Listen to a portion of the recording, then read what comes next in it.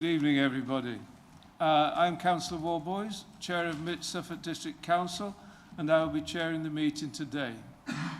Before the meeting commences, there will now be a minute's silence to remember previous Mid Suffolk Councillor Charles Flatman, who has recently passed away.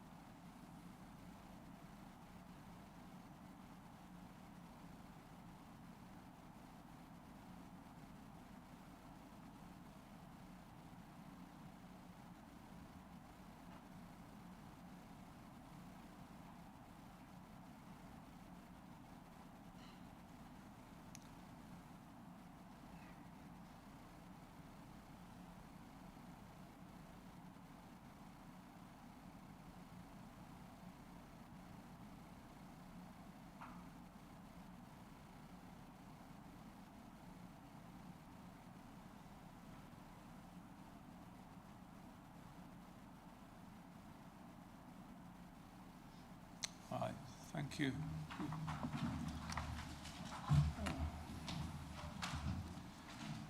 Okay, before the meeting continues, I'd like to apologise to the Council for an unintentional mistake on my part. I was at a meeting at Wortham Ling to show support for those affected by the proposed pylons route, who were campaigning for an alternative route to be chosen when I introduced myself as Chair of the Council. After outlining the support of the Council for the residents, I did not make it clear when making political statements that I was speaking as Gislingham Ward Councillor, not as Chair of the Council. I'd like to show the Council that this will not occur again. Thank you. Okay. May I now remind you of some domestic arrangements.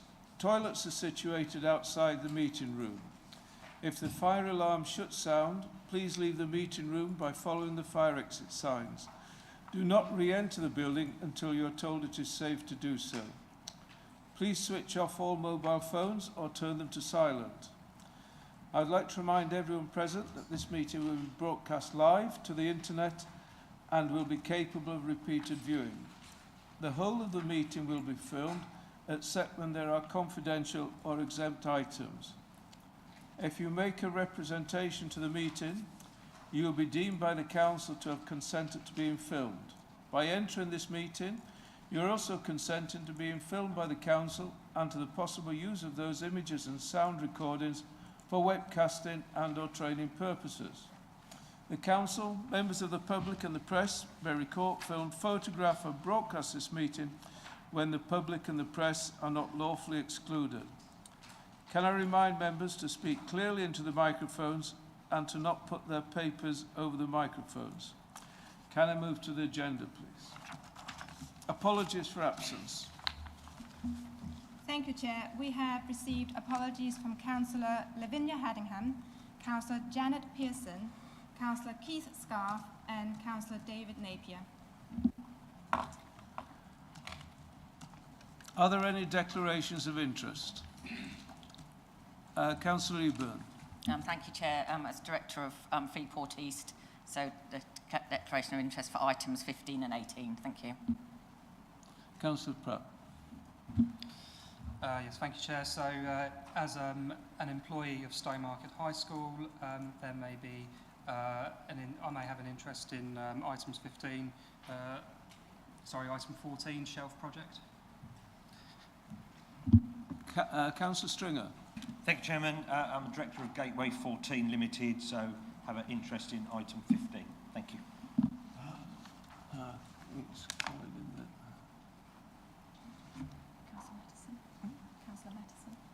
Councillor Matheson. Thank you, Chair. Yeah, I understand that all the directors of the Mid Suffolk Holding Company, which owns Gateway 14 Limited, also need to declare their interest. That's me and some others. Councillor Lay. Thank you, Chair. As a director of Gateway 14 and Suffolk Holdings, also agenda item 15. And Councillor Winch. Yeah, the same as the director of Mid-Suffolk Holdings, item 15. I'm not sure if we have to declare as Holdings Board, but... Where are we? Yeah. Item 50. Thank you, Councillor. Any further? Thank you. Item MC 2329, to confirm the minutes of the meeting held on 20th of November for accuracy only. Are there any issues with accuracy? Could I have a proposal, please? Councillor Eburn. Could I have a seconder, please?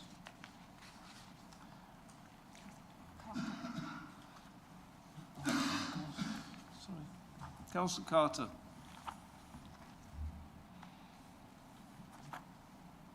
You seconded? Yeah. Can we take the vote by show of hands? All those in favour? That's carried. Chair, may I just say something about the dispensation for the interest of directors?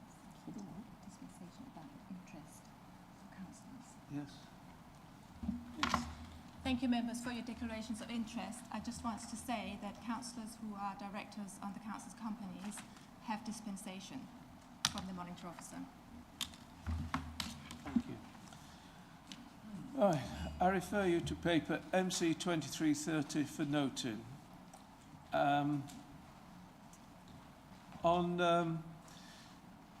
One item in particular, Tuesday the 19th of December, the Long Service Awards presentation. I was present and the following officers received certificates for the long service of the council. 30 years running, Tracy Farthing, Commissioning and Procurement Business Partner.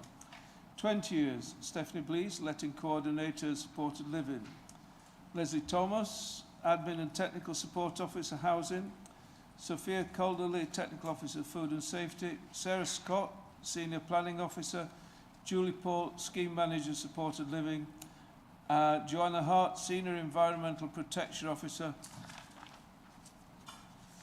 And finally, I would like to just remind everyone that on Saturday, the 27th of January, is Holocaust Memorial Day.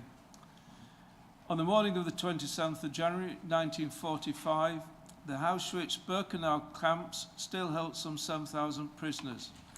Over 1 million people deported to Auschwitz perished there. It is estimated that 6 million Jews were exterminated in the death camps. 1.5 million of them were children. In total, it is estimated that upwards of 17 million people were systematically murdered by the Nazis in a program of ethnic cleansing with the goal of eradicating the Jewish, Romani and Slavic peoples. Holocaust Day is a day of remembrance and through observance, unite us in working to prevent hatred, bigotry, racism and prejudice. Thank you. I'd like to invite Councillor Mellon to present his update. Yes, thank you, Chair.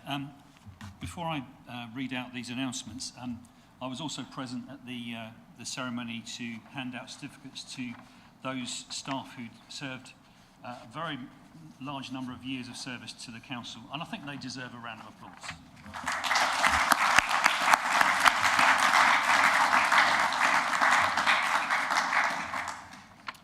I'll now move on to my leader's announcements. Firstly, an update on the government payments after Storm Babette.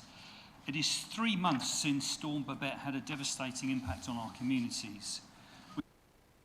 With rainfall events since, for many residents and businesses, the recovery is still ongoing.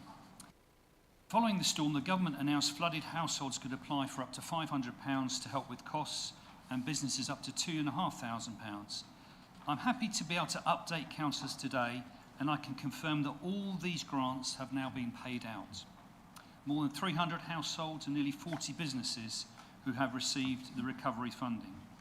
And our officers work to get these grants to those impacted as quickly as possible, working closely with Suffolk County Council as the local lead flood authority. And I would like to pay my thanks to all those involved for the hard work in that process.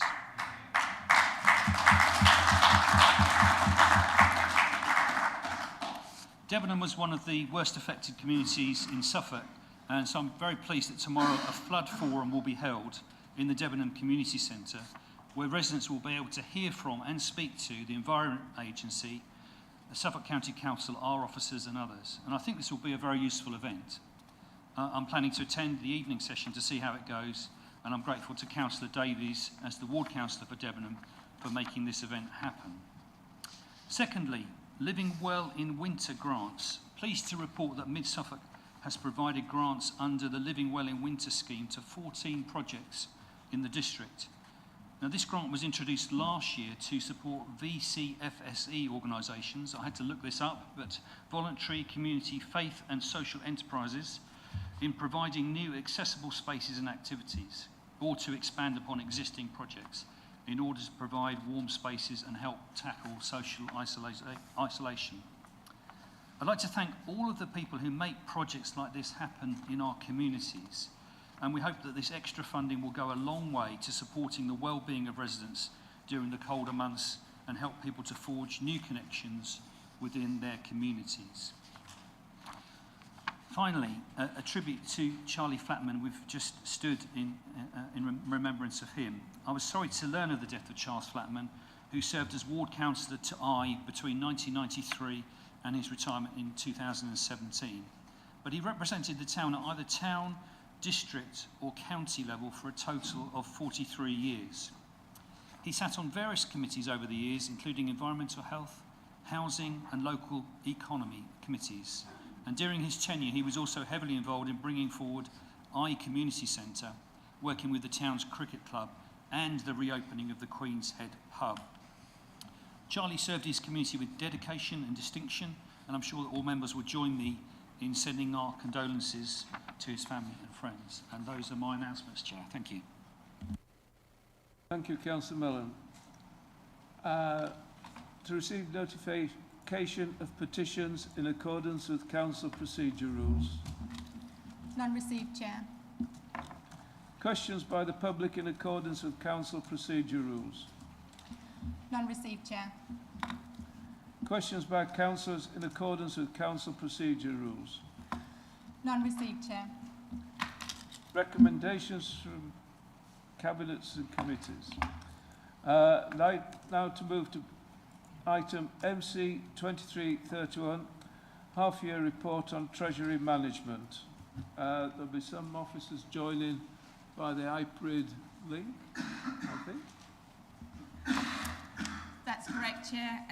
Karen Watling, Interim Corporate Manager for Finance, Commission and Procurement, and Mike Hurst, Assistant Manager for Finance Accountant, will be joining the meeting via the hybrid link.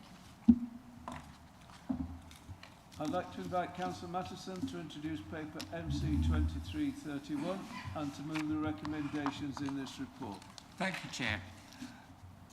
This is, I'd like to present the Treasury Management Report. This is the half year from April to September last year.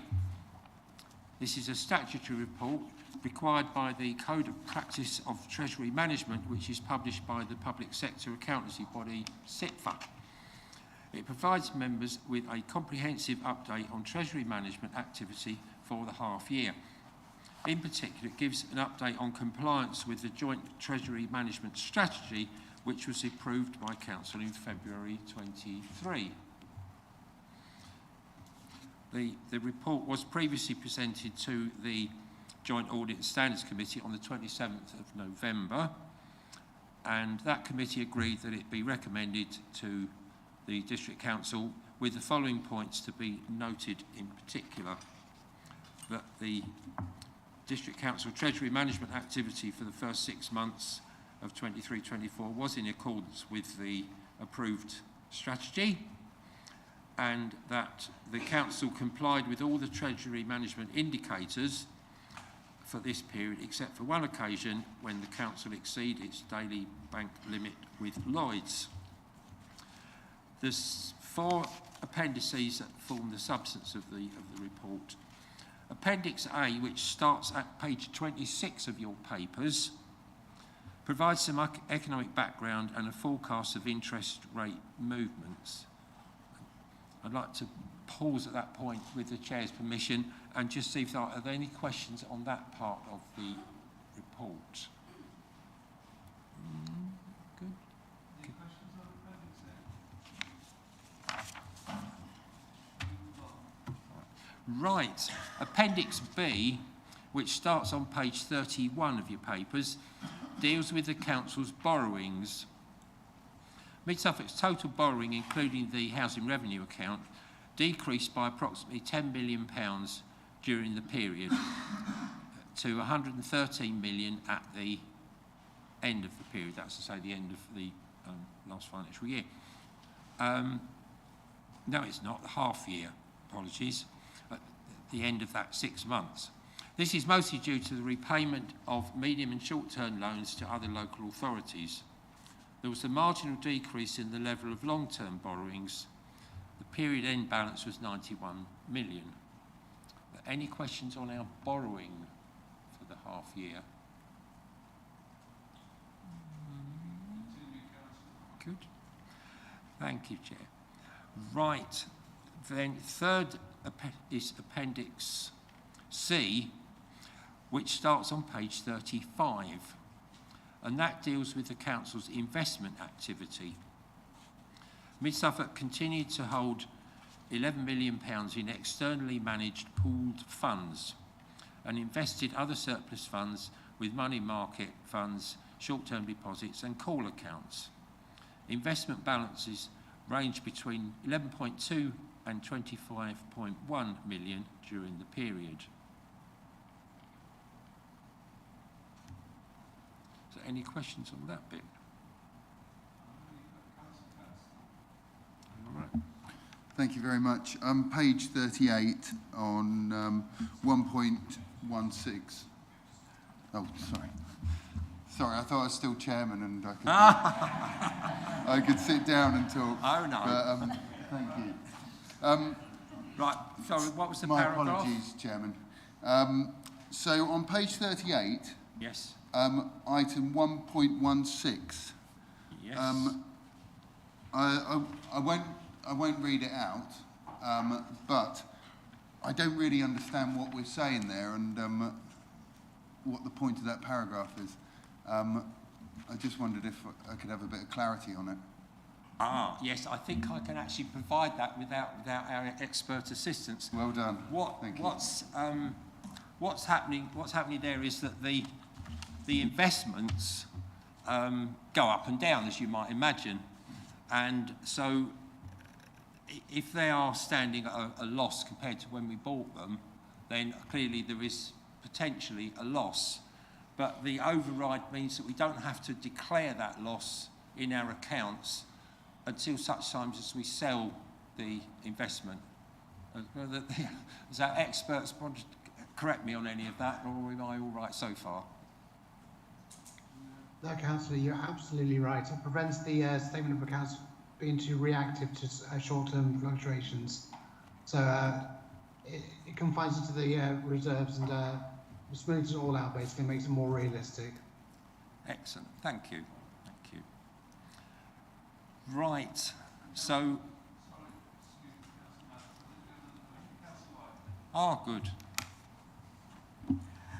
Thank you, Chair. We've set these £2 million limits for bank balances with Lloyds and Barclays. It's set out on page 45. Page 45, yes. Yeah. And I understand the rationale behind that, to limit our potential losses. Recently published accounts for Gateway 14 showed 9.931 million as cash and equivalents on the balance sheet at the end of March. And I just wondered, my question is, should these Treasury management indicators also apply to 100% owned council-owned companies, as well as the council itself? And if not, why not? Thank you. Yeah, I think my understanding is that we would like to actually do that. and I'll ask our expert colleagues to help out if that's not the case. That we could do that, and we hope to do it. Yes, that's right. Although we aren't compelled to do under legislation, it would be good practice to be transparent about our holdings in investment companies at all times. And so, absolutely, Councillor, we do intend to increase our disclosure on Gateway 14. Can I just add, they are two separate organisations, but obviously the council does own the Gateway 14 company. So, as Mike suggests, for transparency, it's good, but it wouldn't actually be part of our overall council-owned borrowings. You will also see the balance when we do what's called grouped accounts. So in our statement of accounts, we have to bring in the pertinent balances of all our companies into the group statement of accounts, and that will appear on the grouped balance sheet. So you'll also see that disclosure in the statement of accounts. Does that make sense? Yeah, if I can just come back, it just seems to me if there's a rationale for having a limit for the council, then the 100% council-owned company should surely have the same rationale.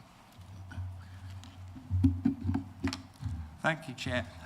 Yes, I think the yes, I did finally need to say that the section 3 on the investments gives an update on the council's non-treasury holdings, and that there are no changes to that position that need to be flagged up to members. Finally then, Appendix D, which starts at page 46, shows the indicators that the council uses to measure and manage its exposure to treasury management risks. And the council was fully compliant with all these indicators during this period. So are there any questions on the fourth and final appendix? I think Councillor Which might be. Yeah, I realise this is looking backwards. Can you explain a bit more what kind of modelling we do on interest rate changes? I can see there the 1%. Do we do any other modelling on interest rates? We use external experts for our apologies. Sorry, Councillor. Would you like me to proceed? We use external experts for our interest rate forecasting. They're nationally recognised as being experts in the fields, and as such, we rely on their advice extensively for such matters. Does that answer the question adequately? Well, I was really asking about whether you do any analysis of a variance, so you make an assumption based on that advice. Do you do any analysis on variations from that? Because I think historically we probably got caught out by interest rates going up a bit more than we expected. And I know forecasters are saying they're coming down next year, but there's all sorts of international events going on that might make them rise. Thank you. Sorry. Mr. Hurst, got a little more to say? I was going to say the experts actually provide a spread advice. They show the worst case scenario, the best case scenario, and the expected scenario. So they do model on all three scenarios and give us a fair spread when forecasting. So we do forecast on that basis. Right. So I would like to move the recommendations which are on page 19 of your papers. Recommendation 3.1, that the Treasury management activity for the first 6 months of 23-24 as set out in this report and appendices and be noted.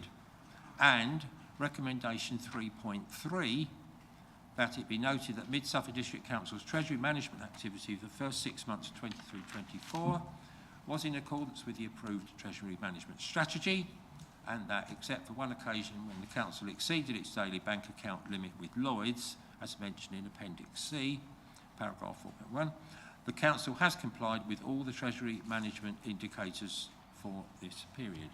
Thank you. Thank you, Councillor Masterson. Do we have a seconder, please? Councillor Patchett. Thank you, Chair. I'd like to second the report that is accepted by the Council. Thank you. I could now open the motion for debate.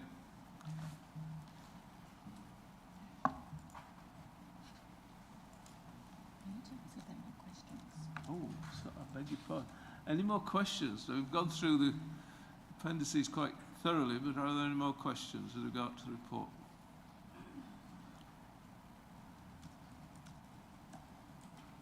No more questions.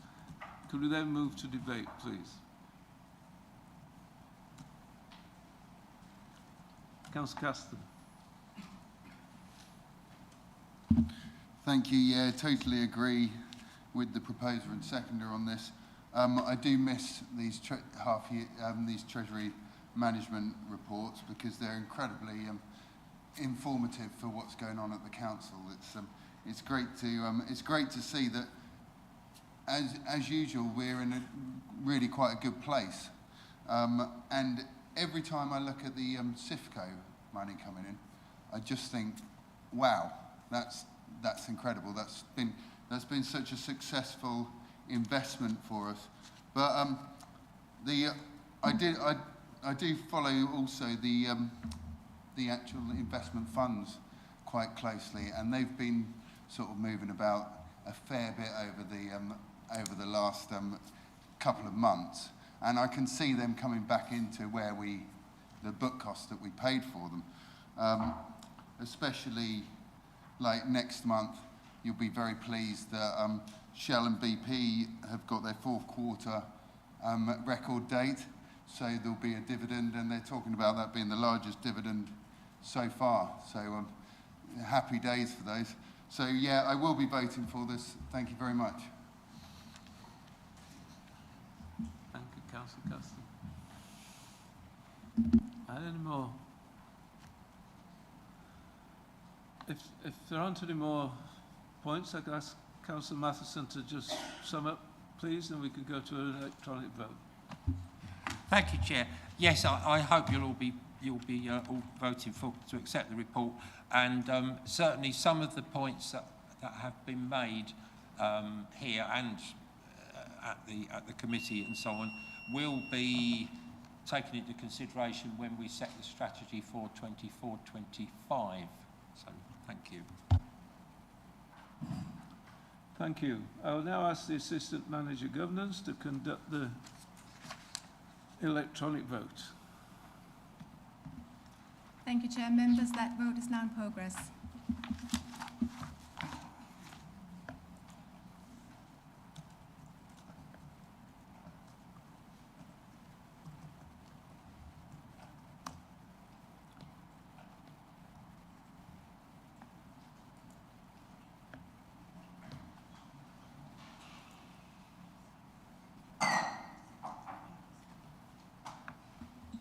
Councillor Penny, can I help? May I take your vote verbally?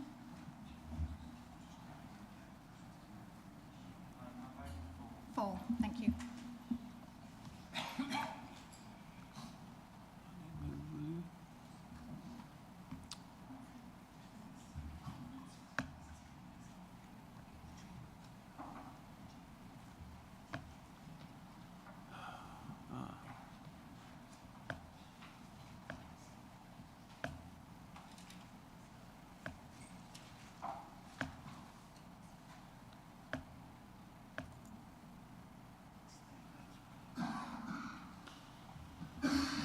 Thank you, members. That's 30 votes for. That's carried.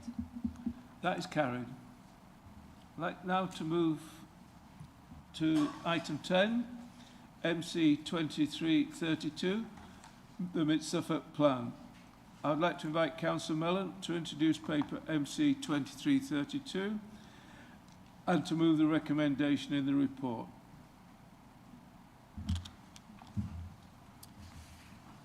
Thank you, Chair. The development of this plan, helping to create thriving and resilient communities in Mid-Suffolk, has been an important task over the last few months. This new administration came in after the elections last May with a strong endorsement from the electorate for the proposals that we had put to them on the doorsteps and in our literature. We then needed to collate and distill our ideas down to a document which could direct and guide the organisation and our officers as we seek to deliver for Mid-Suffolk's residents. Just to briefly outline the process that has got us to this point. Last summer there were a number of meetings between the new Cabinet and the senior leadership team where the priorities and ideas from the Green group of councillors were presented and discussed. This resulted in a draft refresh plan being produced. We then engaged in a period of consultation over 6 weeks in October and early November. This consultation was wide-ranging. It involved an online questionnaire, social media engagement, face-to-face meetings with key stakeholders, and also engagement with seldom heard voices. Unfortunately, this consultation period coincided with Storm Babette and the very wet weather in early October, which did disrupt some of the engagement events. The town and parish engagement meeting in Debenham and the business breakfast at the Food Museum, organised by the Chamber of Commerce, were both affected by bad weather. However, even though numbers attending these events were low, some very useful discussions took place. So though we were lacking in quantity of participants, it was made up for in quality. We also had a very useful engagement session with the Conservative and Liberal Democrat councillors at Stowmarket Library. Following all this consultation, officers and the administration councillors reworked the plan, taking into account the feedback, and this final refinement included reducing the number of priorities, focusing on excellent delivery of our core services in a financially responsible way, and builds in the flexibility so that the plan can be adapted as circumstances change. The completed plan has been approved by Cabinet and now comes before full council for, I hope, approval today. A few points in conclusion. I want to acknowledge the hard work put into this process by Joe Hobbs and the strategic policy team and Sarah Wilcock as director and the consultants we used for engagement. I'm also grateful to the stakeholders and residents who gave their feedback.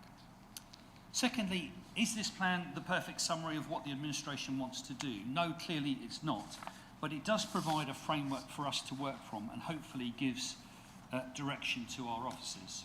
And thirdly, the skeleton of this plan needs to be fleshed out into delivery plans and activities in the 4 priority areas. That's housing and infrastructure, resilience, community well-being, and environmental sustainability. In summary, this plan is a reset of the Council's priorities. It helps to set that course correction that we believe the organisation needs and that the residents of Mid-Suffolk voted for. And can I ask that members endorse the plan today? I'm happy to propose this. Thank you, Chair. Thank you, Councillor Mellon. Could I have a seconder, please? Councillor Stringer. Thank you, Chair. I'd like to second it and reserve my right to speak if that's possible after we've heard others, or if not, I'll talk now, wherever the Chair wishes. Thank you, Councillor Stringer. We will now move to questions. Councillors may ask as many questions as they wish. However, they must be relevant to the subject under discussion and must be a question.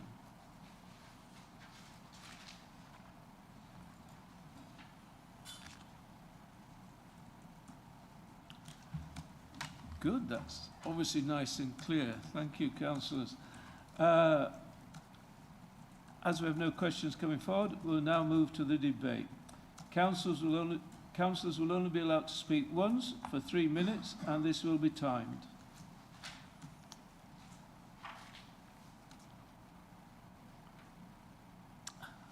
Councillor Mansell. Well, if nobody else is willing to say anything about this plan, I welcome this plan, and I've not been part of the main group who've developed the plan.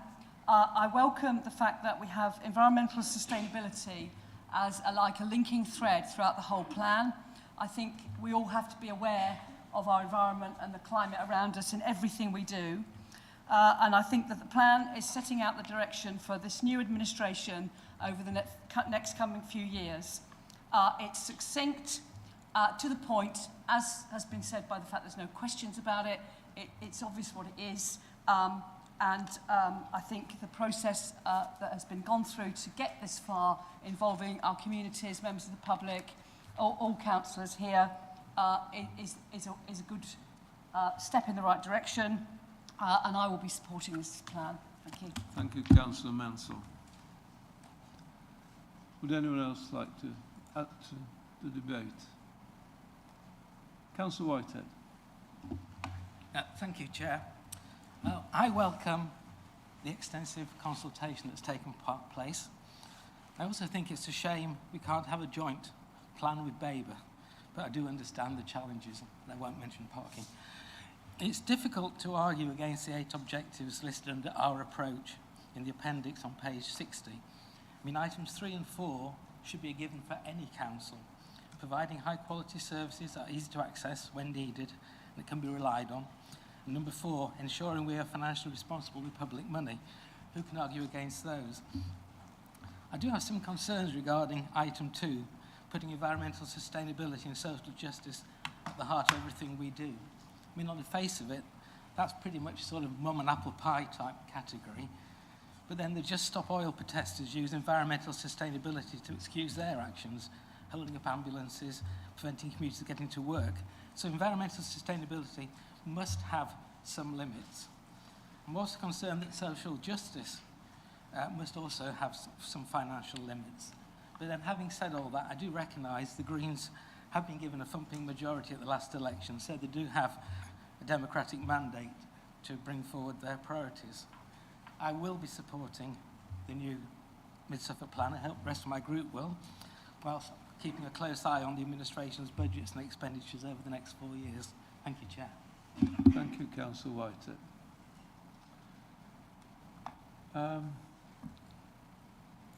Councillor Ricks. Thank you very much. I also, might surprise some colleagues, I will support this. I wish you well. It's your first plan, and I think it's important that the council gets behind the plan and sees that there are some points in here I necessarily wouldn't go with, and I look forward to seeing the next stages as it's produced and unfold. I do commend the consultation. I would just ask you to remember on points 5 and 6, and I think it's absolutely important that actually we work together cross-party when it impacts our residents, and I would urge you to remember that. I think it's important we do that going forward as we work with our communities cross-party for the benefit of our residents rather than trying to make occasional and sometimes unnecessary political gain, because this report is about us working best for our residents. Thank you. Thank you, Councillor Hicks. Councillor Eburn. Thank you, Chair. Thank you, Councillor Mellon and Councillor Stringer for proposing and seconding this. I think this plan, one of the things that we wanted to put forward is remove the word corporate, because it's a plan. We're not a corporation. We're local government, and we're here to serve our residents and the citizens of Mid-Suffolk. And I think that's really important and something that we should all be thinking about and be close to our hearts. And I also think that in talking to residents in the run-up to the election in May and since, it's very, very clear that they wish us to consider more environmental sustainability and social justice and ensure that those things are absolutely at the heart of everything we do. And that needs to go throughout the organisation. But I think as a whole, to me, this is really exciting. This is somewhere that, you know, we've been working on things over the last 6 to 9 months. But in terms of actually where we're going forward, it's very exciting to be able to put this actually on paper and have it really simple and straightforward and be really clear to what we're trying to achieve. And I, for one, am looking forward to various things that we can be doing with our residents and citizens in order to ensure that their communities are thriving. And I think I'd also like to say that one of our ethos in how we want to work is by consensus. And we have shown this despite previous history in terms of how other groups might work with us or not, but we've made sure that we do consensus building and work with our colleagues across all the political parties and involve people from the first instance, not springing surprises on people, but ensuring that we all work together, because we are here in this chamber for the benefit of everyone in Mid-Suffolk, and that's what we need to be working towards. And I really commend this to everybody. Thank you, Chair. Thank you, Councillor Eburn. Councillor Walters. Thank you, Chair. Yes, I just want to say that having read the report and listened to the comments in the debate, that it surprises me that Councillor Whitehead pulls number 2 out of our plan without putting environmental sustainability and social justice at the heart of everything we do. Future looks rather bleak, certainly from a local community's perspective, regional and national and global environmental policies. So I personally think that number 2 is crucial, and without that we wouldn't be doing what we're here to do. Thank you, Councillor Walters. Adrian. Councillor Stringer. Oh,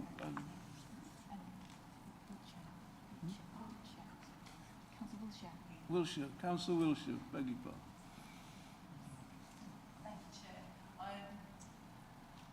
When I read the plan, I was really pleased with the amount of consultation and the work that's gone into it. I'm really keen to see the meat on the bones of the next stages and the potential impacts of that on finances going forward. You know, we echo a lot of the comments that have been made here. I think connectivity and transport should be right up there, because that's what I'm hearing on the street, and that sometimes conflicts with some of the environmental sustainability agenda. So I commend all of the work that's been gone on into it, especially the consultation, and look forward to the cooperation and a cross-party working, and looking forward to the meat on the bones. But very good start, thank you.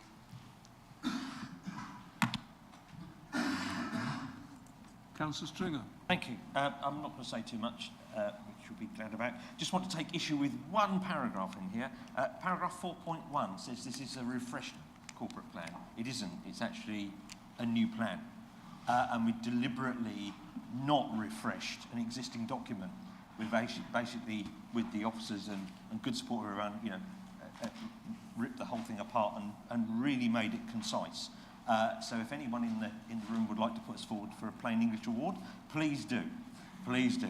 It was one of the reasons we didn't want corporate plan in there, because technically and legally we are not a corporation, and why should we aspire to be one? We're here as a council, and we deliver high quality services for the aspirations of those that we serve.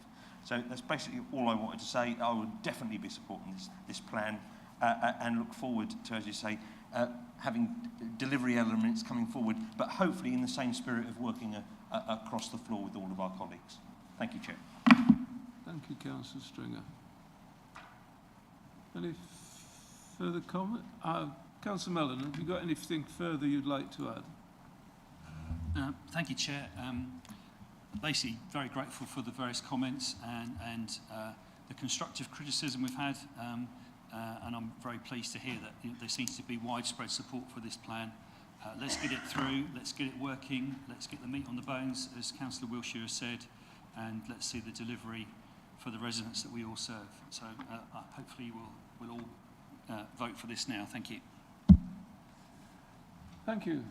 I will now ask the Assistant Manager Governance to conduct the electronic vote. Thank you, Chair. Members, that vote is now in progress.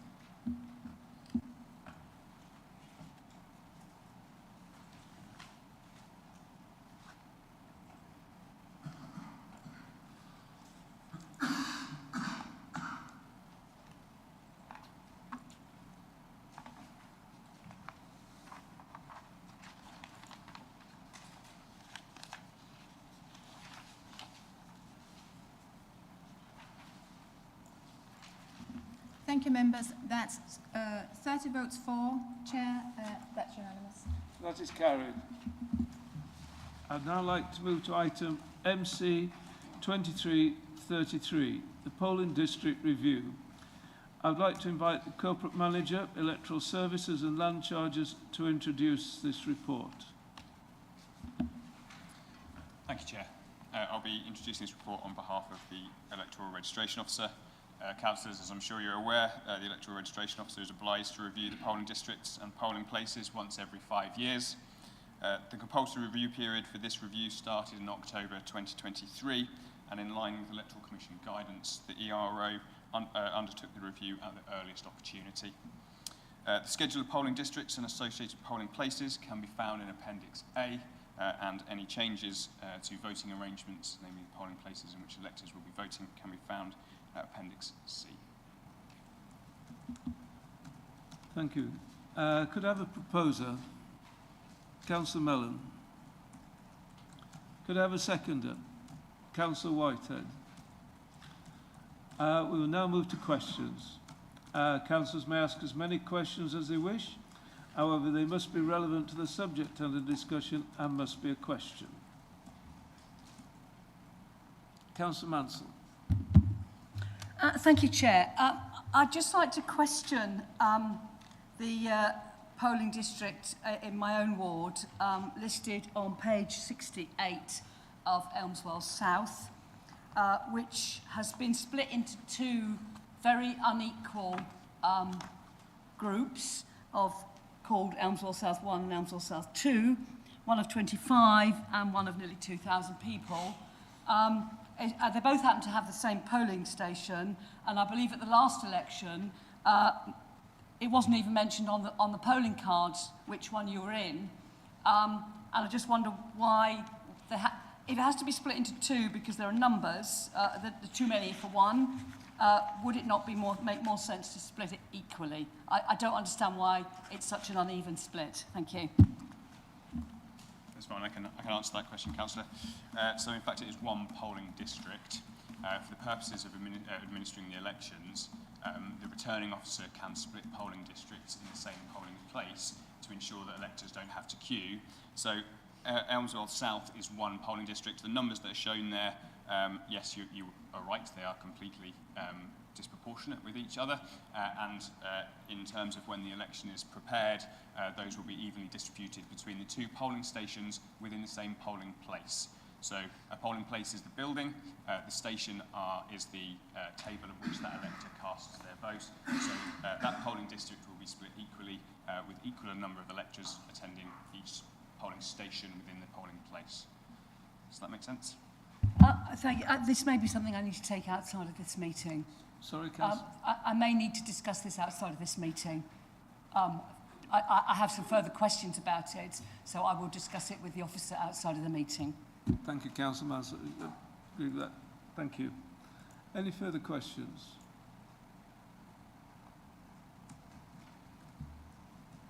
As the questions have finished, we will now move to the debate. Councillors will only be allowed to speak once for 3 minutes, and this will be timed.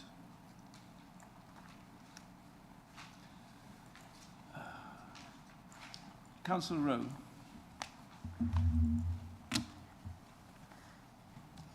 Yeah, I think it'd be worth amending the recommendations to reevaluate One House polling station, because for the development, for the part of One House that is connected to settlement, that also contains Stowmarket.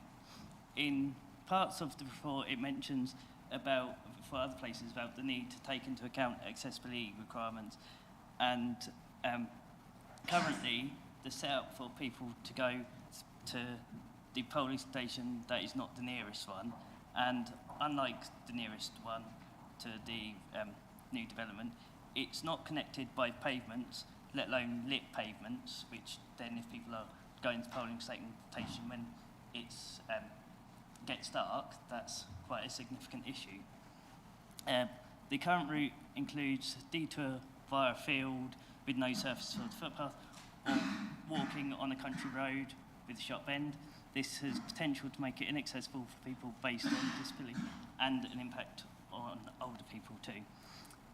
There is also our priorities of making services accessible by walking and not requiring people to use cars where possible, or giving them the choice to do that. As we have already heard today, connectivity is important to residents. I know that there is the option of postal votes, but these may not suit everyone who could benefit from having a polling station that is accessible by foot.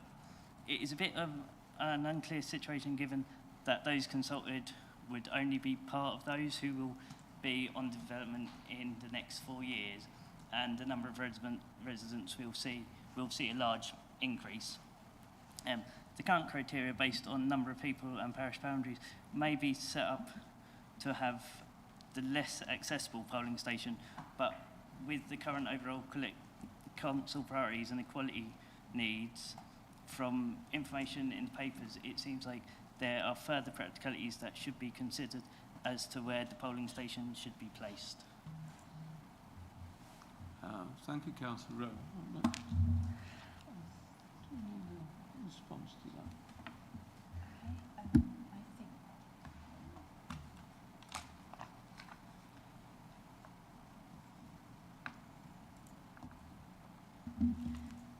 Patrick. Councillor Patrick.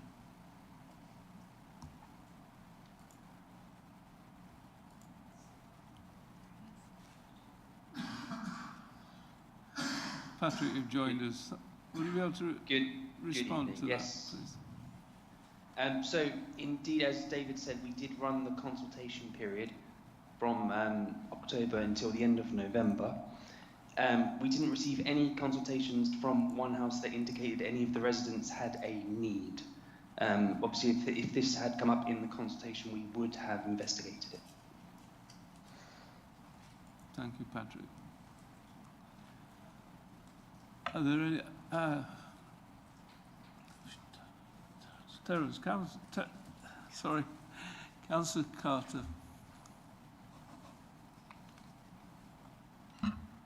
Just regards the having a need with no development which hasn't been fully housed yet, and the ageing demographic and also accessibility speaking, which anyone living there could become disabled in between now and then, and having an accessible route, overall an inaccessible one, I'd still say it may not have come up in consultation, but it was a kind of missed opportunity by us not thinking that it might become an issue.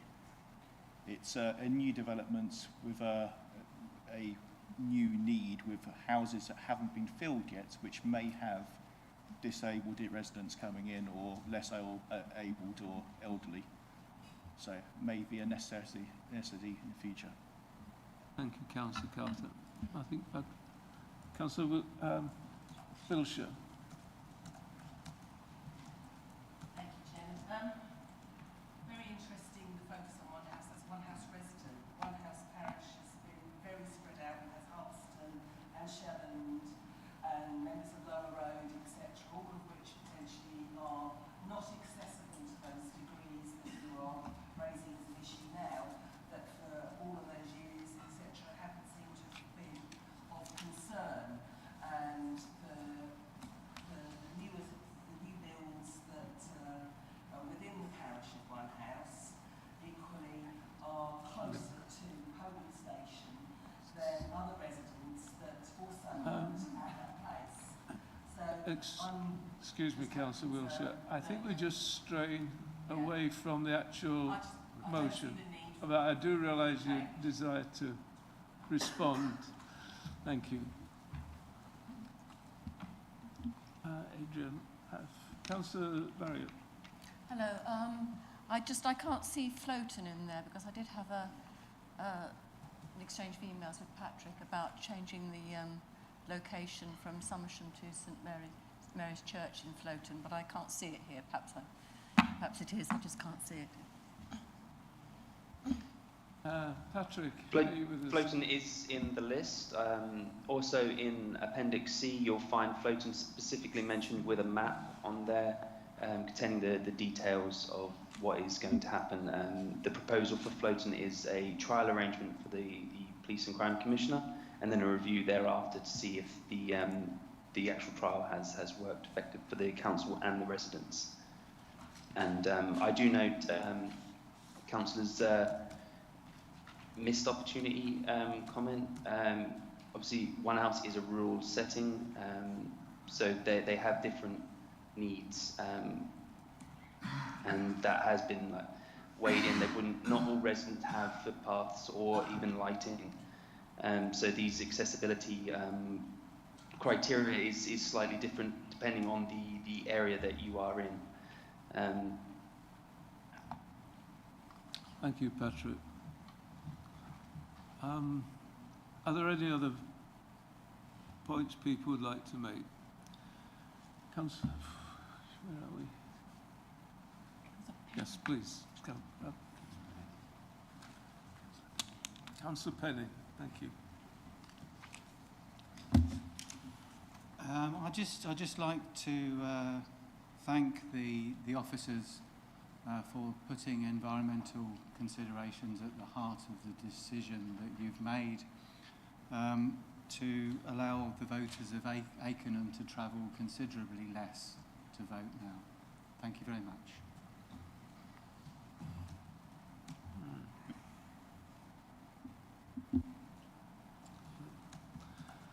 Thank you, Councillor Penny. Any further points people would like to make? Councillor Mellon, would you like to conclude this? Thank you, Chair. Clearly, we want to remove as many barriers as possible as we can from people, exercising their democratic right to vote. Some people will always want to go to a polling station and put that that cross on the paper and put the thing in the box. There are other options for people, postal vote, proxy votes, and we obviously want to do our best to make sure that people have the best opportunity to mark their vote. We have elections coming up clearly this year, the Police and Crime Commissioner, potentially a general election, there could be by-elections, and we want to get this right. So as far as I'm concerned, as leader of the council, I'm committed to us providing the most accessible election infrastructure for that process and getting things right in these votes in the future. So happy to propose this and encourage people to vote for it. Thank you. Thank you, Councillor Mellon. I will now ask the Assistant Manager Governors to conduct the electronic vote. Thank you, members. That vote is now in progress.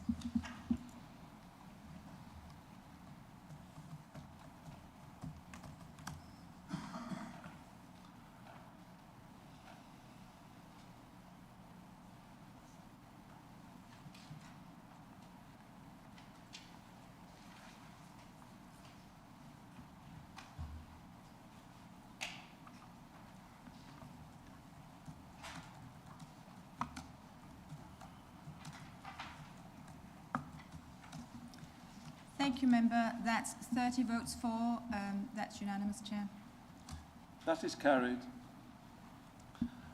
I will now move to item MC 2334, the recommendations from the Independent Remuneration Panel. Oh dear. I would now like to invite Councillor Mellon to introduce paper MC 2334 and to move the recommendations in the report. Thank you, Chair.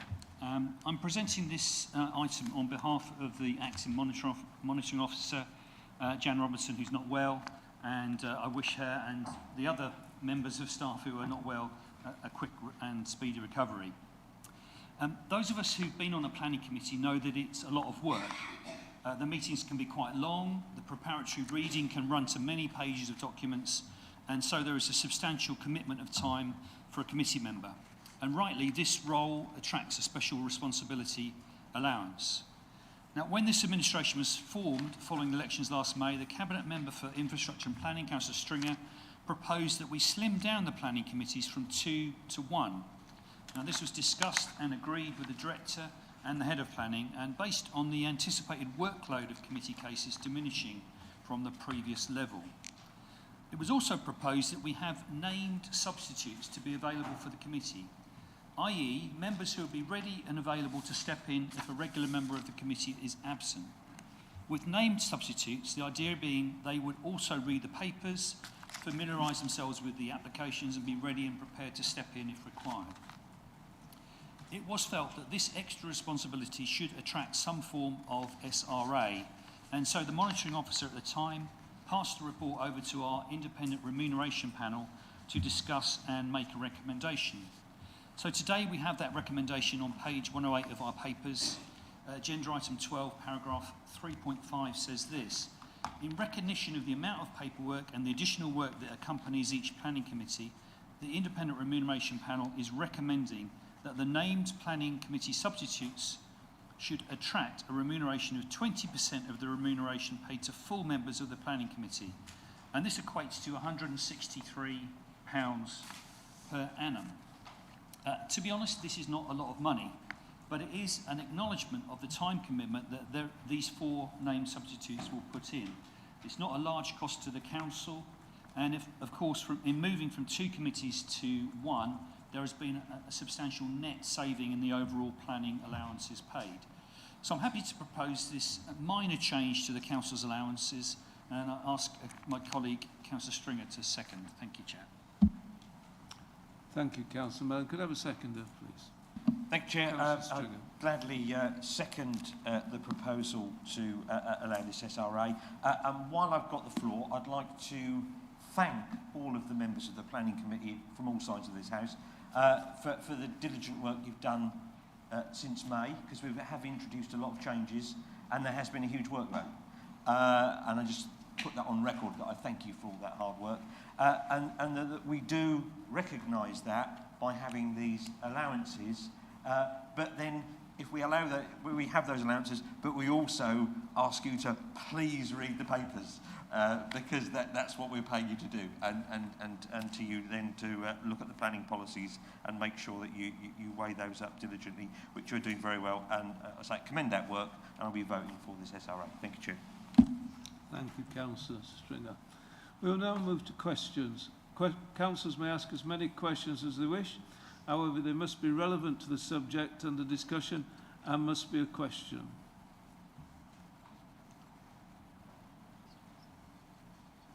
No questions. No.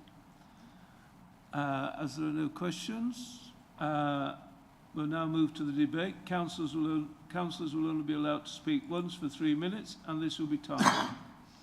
Councillor Higgs. Thank you very much. I'm afraid I disagree with this in principle, the whole principle of it. Councillors are elected to read papers. We have 310 pages today.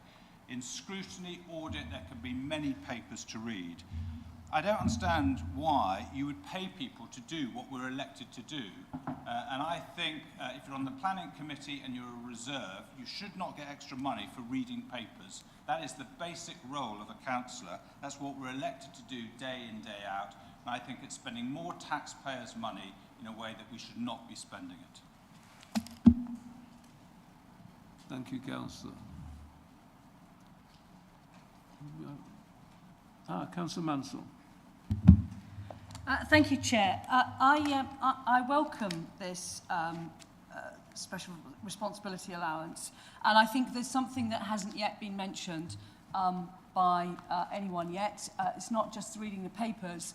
Members of the Planning Committee also have to be trained, and they have to keep that training up to date. There's a minimum number of hours you have to do in order to sit on a Planning Committee, and you mustn't let that lapse. So that is another thing the named substitutes will need to do, is attend the training.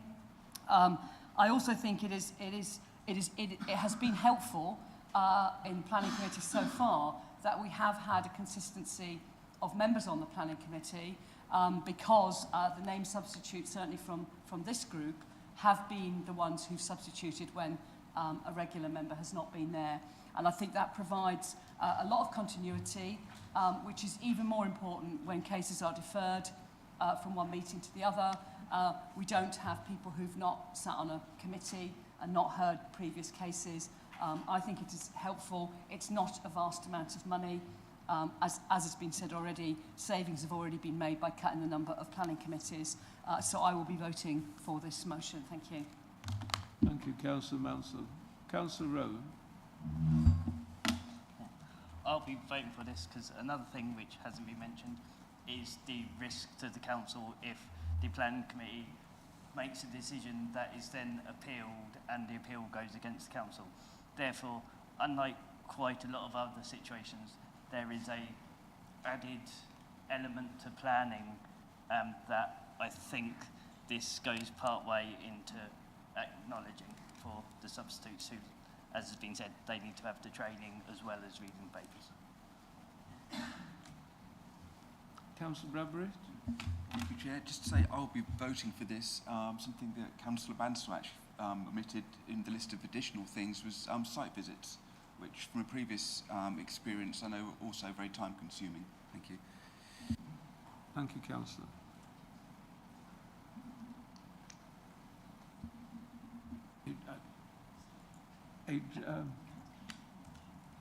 Councillor Wiltshire? No, not Wiltshire.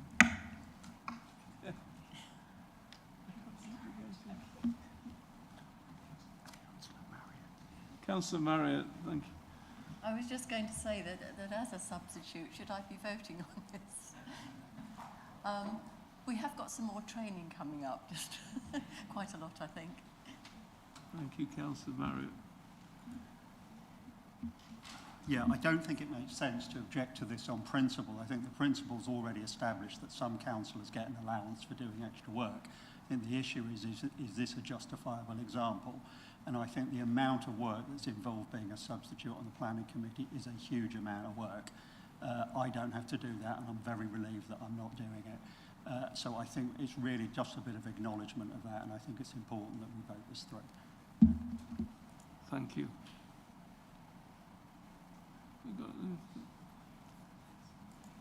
Thank you. I'm not for this, I'm afraid. I just can't think that a substitute would have so little notice that they'd have to read the paper just in case, like the morning of the thing they couldn't go in. Someone couldn't attend. In my experience, there's very rarely a substitute needed for this. It's for me, I think if you called doing the planning committee an expense, a substitute should be able to charge that cost of that particular committee. Then, if there's somebody that doesn't turn up quite often, they'll read the papers every time. And if there never needed to be a sub, there's no need for them to read the papers. There's always an opportunity to get those papers read before. It's never like 2 hours before a meeting. So for me, no, I think this is a waste of money, I'm afraid. Thank you, Councillor Caston. Councillor Stringer. Thank you, Chair. Just wanted to just elaborate on, I'd say, disappointing that not all of the House will vote for this and see the value in it. It's actually quite valuable as an insurance policy because we can then demonstrate that we expect every bit of one of those papers to be read. And I know over the 20 years I've been on planning committees, I have occasionally seen where I believed that papers hadn't been read. And that was a risk to this council. That was a risk to our whole planning service. And this was one of the clear recommendations that came out of a peer review that said we need, one of the frustrations from our officers was some of them were feeling that perhaps the papers hadn't been read because we were asking questions at planning committee that was on page 1, paragraph 2. So the way to do that is to say, look, there's an allowance. We recognise that it's a weighty job to do and ever-increasing more pressured job to do and technical job to do. Therefore, we have a special allowance because we recognise the value of the weighing up of all the planning policies and needing to be trained on them and also the weight behind that decision. And what's also weighted in that is the risk to this council if someone that hasn't quite read all the papers correctly, that hasn't had all the training, leads to a decision where we do get costs against us, and we've had some already, that is well worth that investment in recognising the time needed to make a sound decision. Thank you, Chairman. Thank you, Councillor Stringer. Councillor Mellon, have you got any further comments? Yeah, thank you.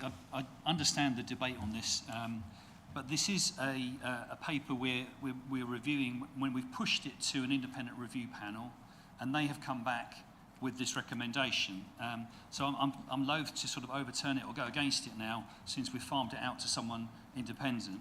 I think I'm slightly confused by the idea that people shouldn't be paid special responsibility allowances for anything, because the logical conclusion is that none of us who are doing all these extra jobs would get anything more than the basic allowance. Clearly, there's a lot of work involved in planning. There's a certain amount of work involved in being a name substitute, being ready and being available on a regular basis, being trained up, being familiar with the cases. And I think that is worthwhile investing in. And I think this very small allowance, a very modest amount of money, it's just an acknowledgement of that. And I'll certainly be voting for it. I hope the majority will. Thank you. Thank you, Councillor. I will now ask the Assistant Councillor.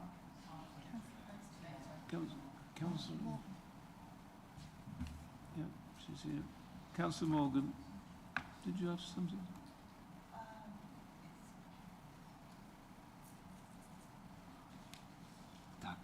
I think she said just move on.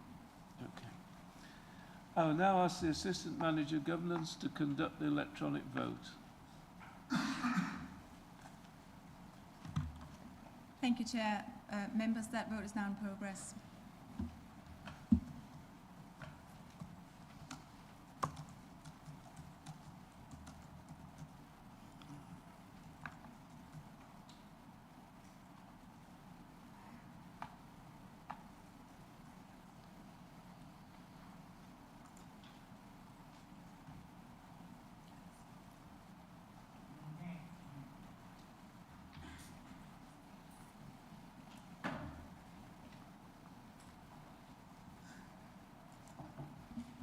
Thank you, members. That is...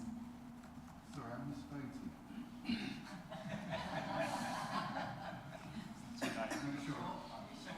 misspoke.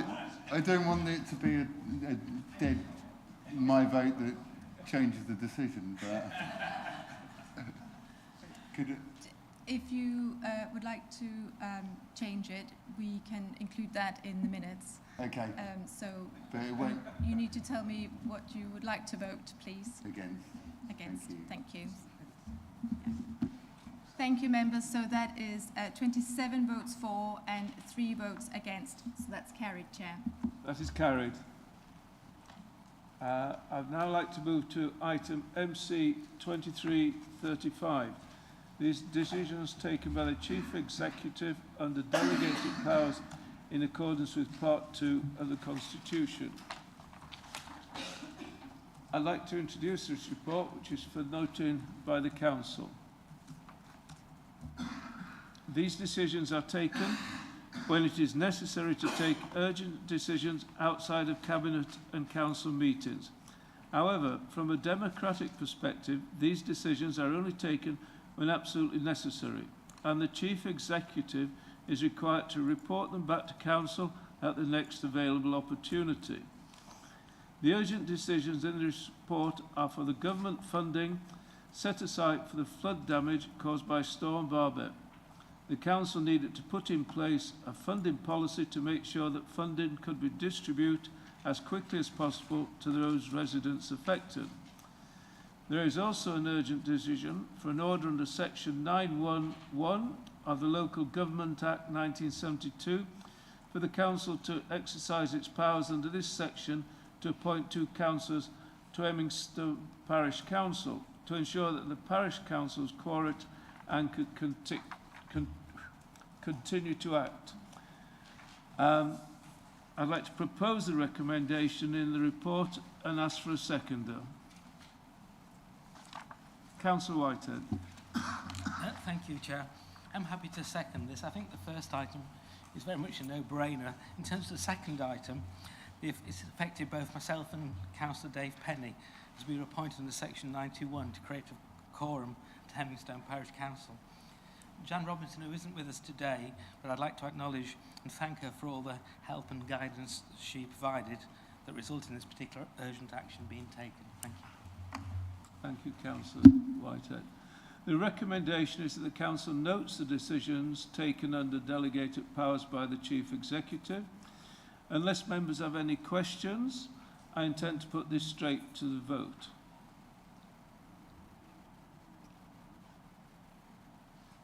I will now ask the Assistant Manager, Governance, to conduct the electronic vote.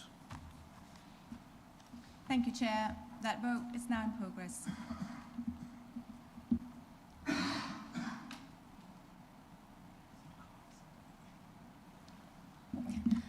Councillor Carter, may I Yes, sorry, I'm having a difficulty getting touching the screen at the moment. Could I vote in favour, please? In favour. Thank you very much, Councillor Carter.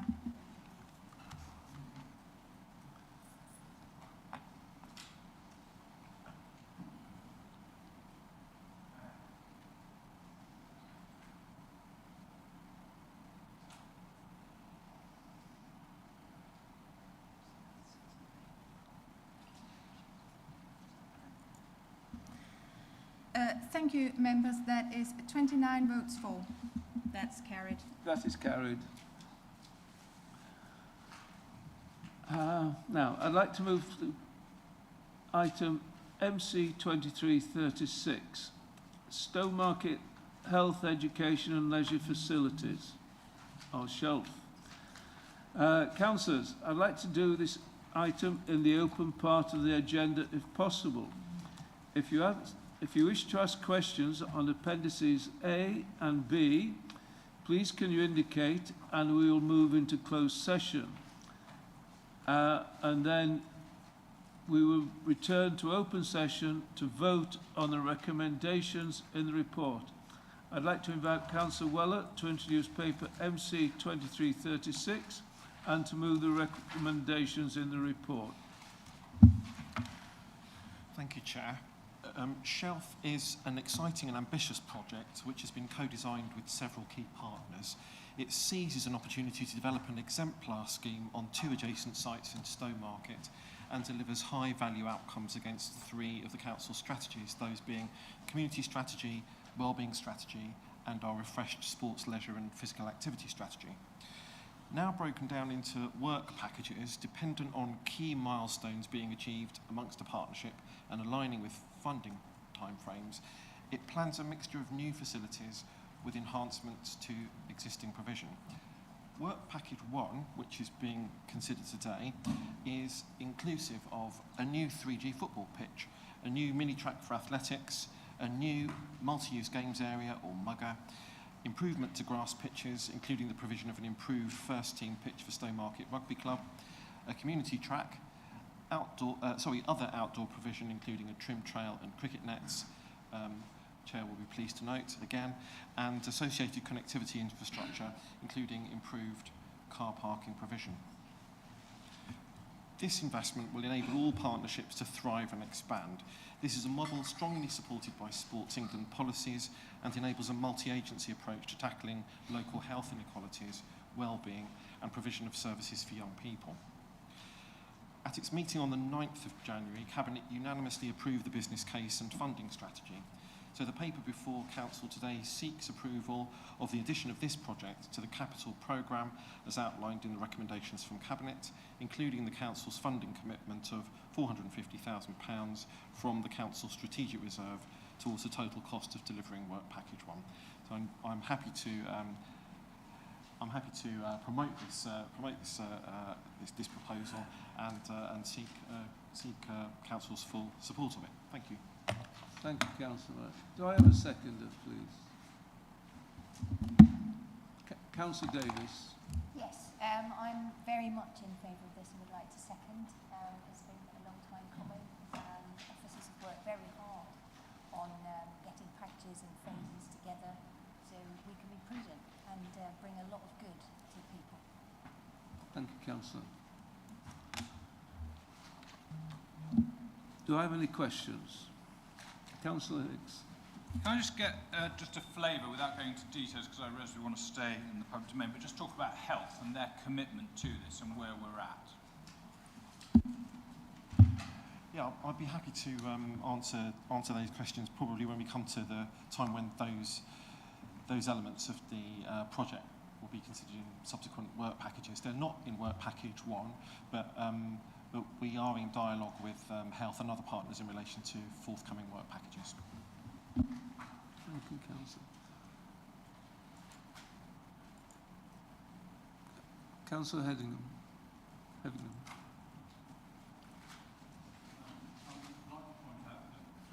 Third generation artificial pitches come with environmental concerns, specifically the pollution potential of microplastics in the plastic artificial surfaces and the loss of biodiversity when the turf is removed and then covered with impermeable or semi-permeable artificial surface.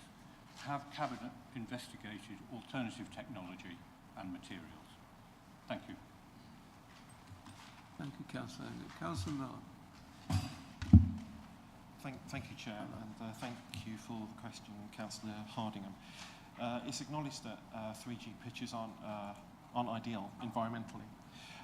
There are alternatives, and 4G pitches exist. In fact, I've seen descriptions of 5, 6, and possibly even 7G pitches as well. But 4G certainly are prohibitively expensive. That's one thing. Possibly nearly twice as much as the cost of a 3G pitch.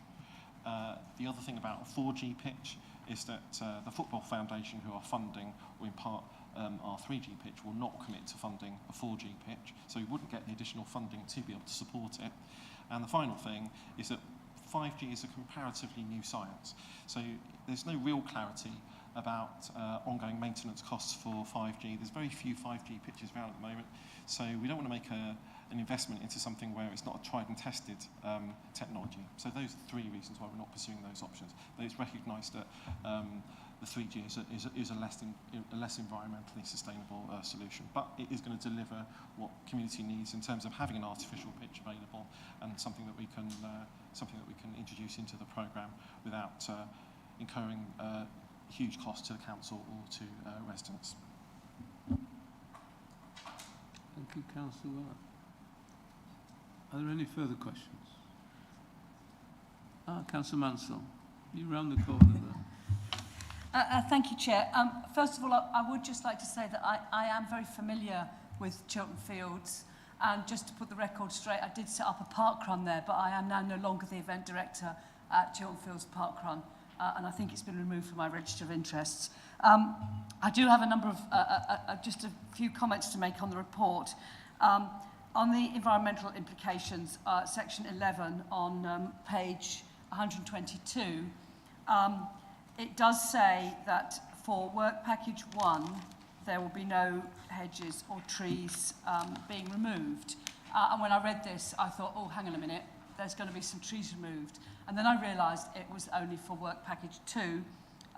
So my first question is really, work package 2 is quite an exciting package, and I just wondered what the time's delay between us approving work package 1 and us approving work package 2 might, just in a sort of order of magnitude answer, is it months, years, or 10 years away? And also in environmental implications, it talks about the car park being improved. I'd like to know whether we're going to put any capability for EV charging points at a future date in that car park. Also, there is a link to Cycle Route 51, which goes past Chiltern Fields, and I believe some of the active track will also be using part of that bike path, and I'd like to ask the member if there's some considerations going to be for making sure that cycles are not permitted on parts of the active track where running races are likely to be taking place. Thank you. Thank you, Councillor. Thank you, Councillor Mansell, for the questions. Responding to the first one, the order of magnitude between work package 1, work package 2, we're not looking for there to be a huge delay in delivering work package 2, but it is contingent on some of the matters that I described in Cabinet earlier and again today, grant funding availability, but we certainly expect to be able to deliver it within this administration. That's for sure. If not all packages within this or our next administration, but certainly the second package within this administration. The second question was about EV. I think EV charging. I don't think that there is EV charging as part of work package 1. there isn't. I'm glad, and thanks for the nods from over there.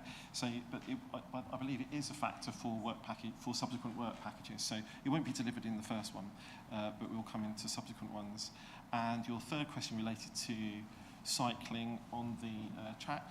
So the track is primarily for running and walking, but I've been advised just before the meeting that there is a possibility that the track could be used for cycling, but not for cycling as you might know it, Councillor Mansell, but more about training like cycling proficiency type, that type of thing, or for people who use adapted bicycles.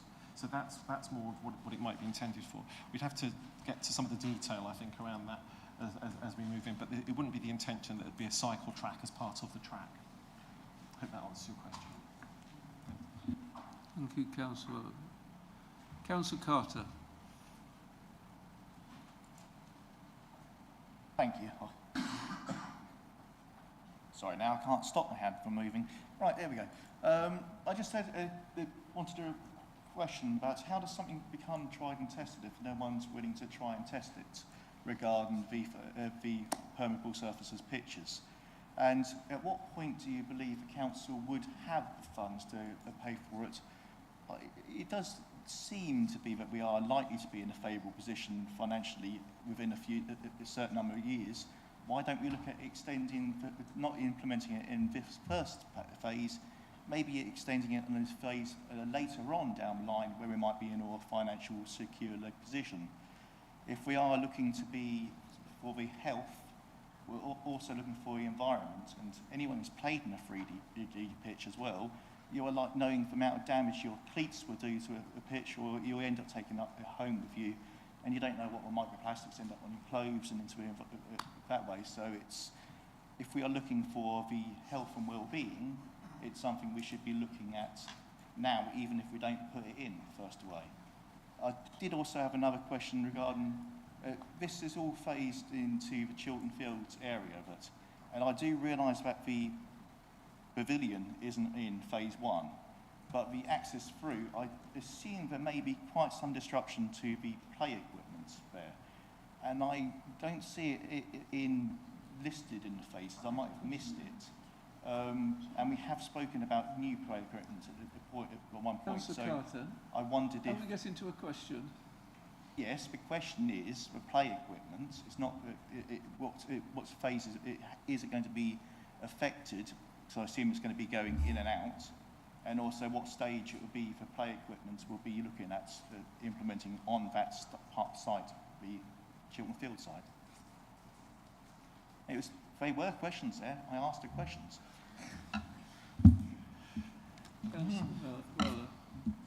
Thank you, Councillor Carter, for the question. I'll come to your second one first because I can remember that one because it's most recent. I'll tell you what, maybe I'll come to the other one first. So your first question, I think I'm going to have to refer back to officers. But in relation to why is it we wouldn't consider the more expensive pitch? I mean, we absolutely would want to go for the most sustainable. Of course, it's absolutely aligned with where we're at as an administration. But the cost is something that we have to grapple with. Apart from anything else, the budget has been broadly set for the cost of what we've purchased. We'd need to think again and have another cabinet discussion about investing a good deal more to be able to get that, and think about whether or not that's got a sustainable future in terms of the issues about the technology of the pitch itself. I think that for me is a key thing about why it's a tricky decision right now. If it was a well-tested science using these, then I think I'd feel much happier about putting the money behind it. We don't know what the maintenance costs are going forward, but I will invite officers, if I may, through the chair, to come in with anything that I might have missed in answering that bit. Yes, please. I'm happy to start. I might have to defer some elements to Kate. There are a few pilots around, to answer your first question, but they are under test at the moment. So so there's no more coming forward while they're being reviewed, and the findings are inconclusive at the moment about whether they've got health and safety issues, for example. So it would be, I think it would be quite difficult for us to put a new facility in which has some untried and untested health and safety. Really, in terms of those pilots, we don't know what the potential maintenance costs are. I don't know, Kate, if you wanted to add anything else.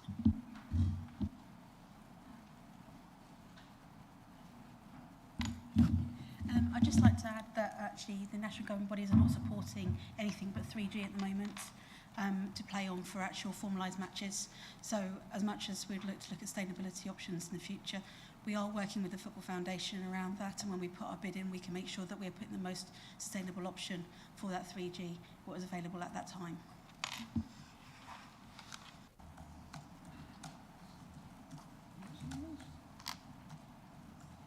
Oh, Councillor Walters. Oh, sorry. I'll just come back to the other element of the question, which was around the disruption to the play area. So, I think it's my understanding. I'm asking the officers to nod at me to make sure I'm saying this correctly. That the pitches and the groundwork that's been covered as part of Work Package 1 wouldn't be disrupted by subsequent work packages. It's been thought out quite carefully. It was one of the first questions I had of officers was, if you're going to build a lovely pitch, then you're going to drive a bulldozer through it in order to build a building, and that's not the case. So we've been given assurances that pitches will remain and will not be disturbed by future work package development. Thank you, Councillor Wellham. Councillor Walters. Thanks, Chair. Yeah, I just want to put it on record to start with that I am firmly for and in support of this project. Asking questions. Yeah, okay. My question to fellow member is, what are the associated connectivity infrastructure as well as improved car parking provisions that we've got to increase sustainability for phase 1?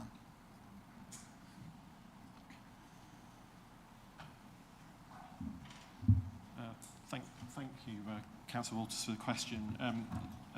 Councillor Walters, you'll know you're part of a meeting where we were discussing with officers around sustainable travel, amongst other options, actually, for reducing the impact on local residents, particularly during the build, but also when the project's up and running. So there is additional parking, but there is also sustainable travel options being explored actively as well. And I'll ask the officers if they're happy to do so, just to support me with a fuller answer to that.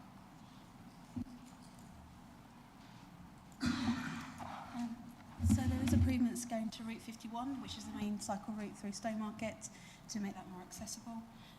Alongside that, we are working with some agreements for additional parking at peak times, which we can't go into further detail because we're going through legal agreements around those, but we will hope to confirm those. And in regards to the bus routes, we are working with local bus providers to provide additional provision for the site.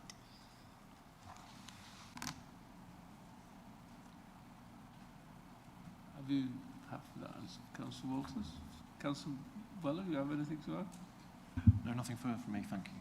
No, thank you. Are there any further questions? Councillor Barrett. Can I just make maybe a fairly obvious point, but what was the question? What was the thinking that just remaining or having a grass pitch was discounted, and you decided you wanted to have these plasticized surfaces, and then surely it's not very green. Councillor Weller. Yes, thank you for the question, Councillor Marriott. It's the real reason is that we need pitches for extended periods throughout the year. If you're playing on a pitch, a grass pitch, particularly certain sports right through the year, then there won't be a pitch anymore. If you're playing in mud, and I'm advised that people don't like mud anymore. We don't particularly have a problem with it on this side. But apparently, people that play sport don't like it. So in order to make it surfaces that people will be able to use and be able to use year round, we need to consider artificial surfaces. So that's what we've had to do. Obviously, it's a blend of surfaces. We're also introducing grass pitches, and we're, as I said earlier, we're extending and enhancing existing grass pitches. But in order to have all-round, all-year use, we've had to keep up with what other authorities are offering. and making sure that our residents have got access to all-round pitches. And so artificial is unfortunately the way we've had to go.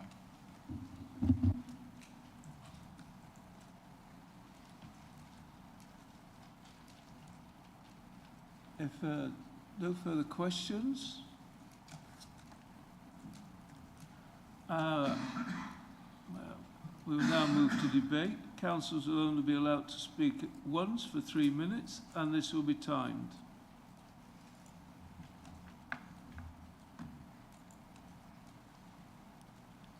Councillor Pratt.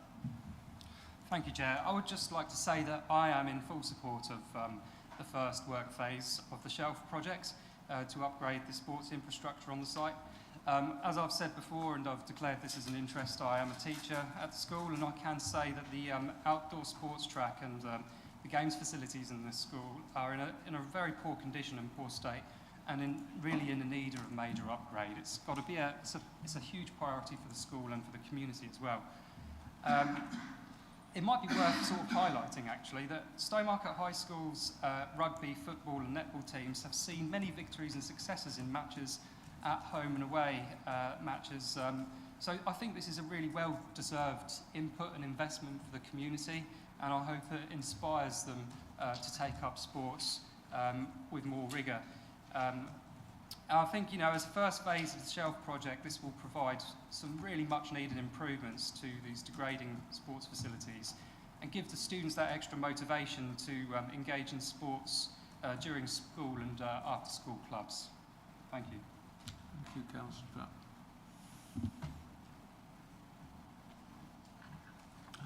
Councillor. Councillor Lawrence. Thank you, Chair. I too will be supporting this investment and I welcome it. I think it's a very good move. But I'd also note that the Council's commitment to sustainability when it comes to spending our own money is tempered by cost. And I hope that in future considerations when it comes to third parties and what we require others to do, that we don't put prohibitive costs on them in the drive for environmental sustainability. Thank you. Thank you, Councillor. Councillor Manson. Thank you, Chair. I think this is an exciting project, and it has been on the cards and it's been talked about for so long that I think this is an exciting step forward in the right direction. Whilst I think it's a shame that we're just doing work package 1 and we've got to wait a bit for work package 2, I'm very excited about the new pavilion.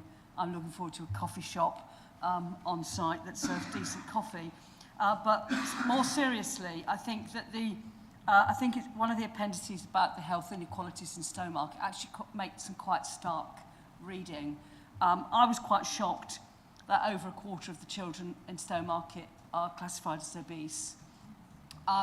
And whilst there is an awful lot of activities are put on for children, both at school and after-school clubs, I think it's also the rest of the population we also have to think about. I think when you've got children, they get taken to do sports, whether they participate or not is another matter. But I think it's those young adults and maybe parents of young families we also need to encourage, because I think they are the difficult group. If you're not already a sports person, it's very, very difficult to take up a new sport once you've left university, if you've had the chance to go to university. If you don't do it then, the sports clubs just want someone who can play hockey. They don't want to teach you. So I think that the collaborative working with the sports providers, the sports clubs who use Chiltern Fields, is a vital part of this project to make sure that they become open to everybody, whatever your ability is. Everyone's got to start somewhere, and if you want to take up a new sport, it is actually quite daunting and quite difficult. So whilst we have all that stats about obese children, let's not forget that there are adults out there who might actually want to start doing some activity and are finding it difficult. So I think we should be doing all we can to make it as appealing, as encouraging as possible. So we definitely need the coffee shop, because that's the best bit. It's the social, it's the health and the whole health and well-being thing. I'm a very, very slow runner. I can't run for toffee, but I really enjoy going for a run with some people I know and then having a coffee afterwards.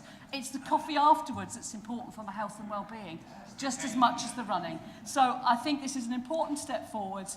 I'm looking forward to this starting, but I'm looking forward even more to work package 2.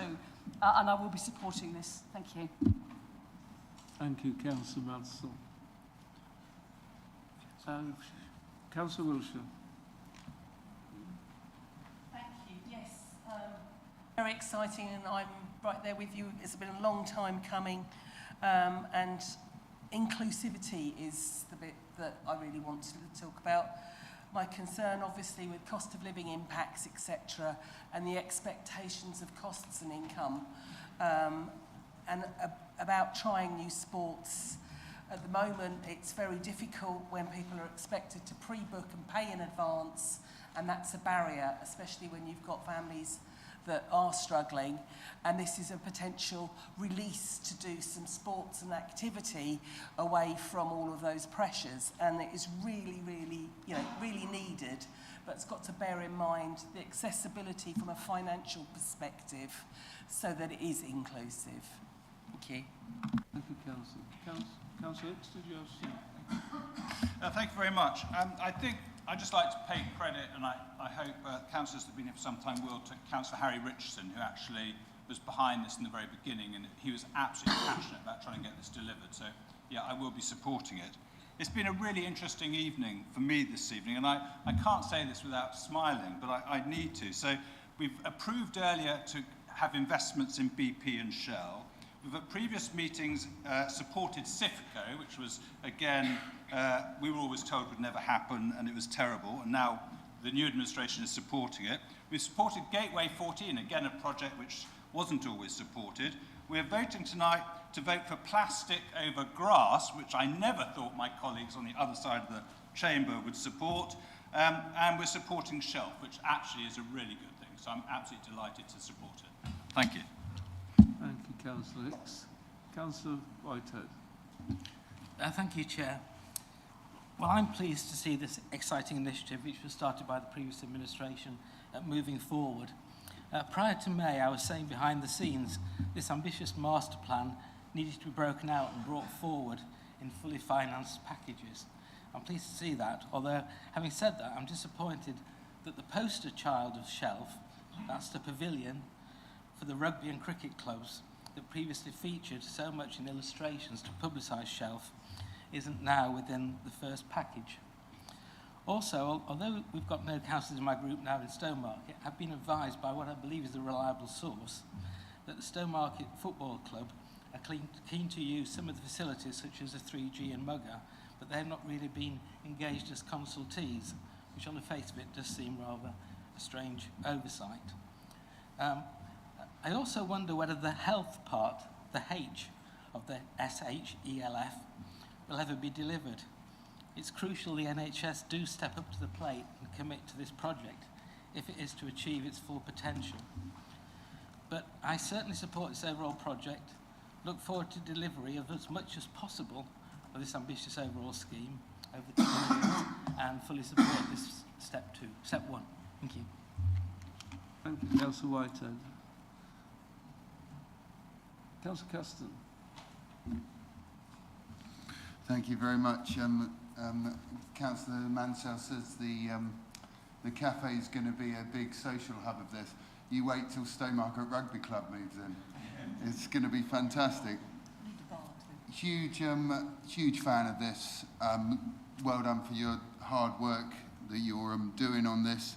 I think this doesn't make you a fan of plastic grass, and I don't think that will become a trend in what you do, but I do understand the importance of that all-weather pitch for this. But it's a fantastic thing that we're doing here. I hope we can deliver the wellbeing hub, because it will be hard to deliver, but hopefully we can do it. But I did want to speak on parking. We do need to get that parking right, because so often I see these things and I see the parking area extended, and huge problems all around for residents. and things like that. And I will say that's so important. But yeah, keep doing what you're doing and make sure there's plenty of space between the football club and the rugby club, and you'll probably be all right. Okay, thanks. Thanks, Chair. Thank you, Councillor Caston. Councillor Eburn. Thank you very much, Chair. I wonder if Councillor Caston will be himself on the newly seeded and levelled rugby pitch that is going to be a part of this project, because that's where there'll be a lot of real grass there, I can assure you. And I'm very pleased to support this. I think it meets this administration's, one of our new objectives that we've voted on earlier, which includes improved physical and mental well-being. And yes, lots of the comments about the fact that this project's been a long time in coming. And yes, it was started some years ago in the previous administration. We've, in this administration, have done a lot of work in kind of going back over the figures, doing a lot of due diligence, checking in with all of those who were consulted, all those stakeholders, and there's been a lot of discussions across, both formal consultation and informal, in order to get as many people involved as possible. And I'd pay tribute to my fellow councillors, particularly Councillor Weller and Councillor Davis, who've done a lot of the engaging on that more informal level in order to ensure people are fully aware of what's going on. I'd also like to thank the officers that have done a huge amount of work on this, and especially, as I said, with the new administration, we were revisiting, absolutely making sure that what's being delivered is what we can deliver, that the finances stack up, that all the due diligence is in place, so that it's a really robust in terms of what is delivered, and particularly in this first work package. And we want to see something happening this year, so that residents of Stowmarket and the rest of the district, because obviously it's not just going to be used by residents of Stowmarket, so they can see something happening. So I will be in support of this, and hope everyone else will. Thank you, Chair.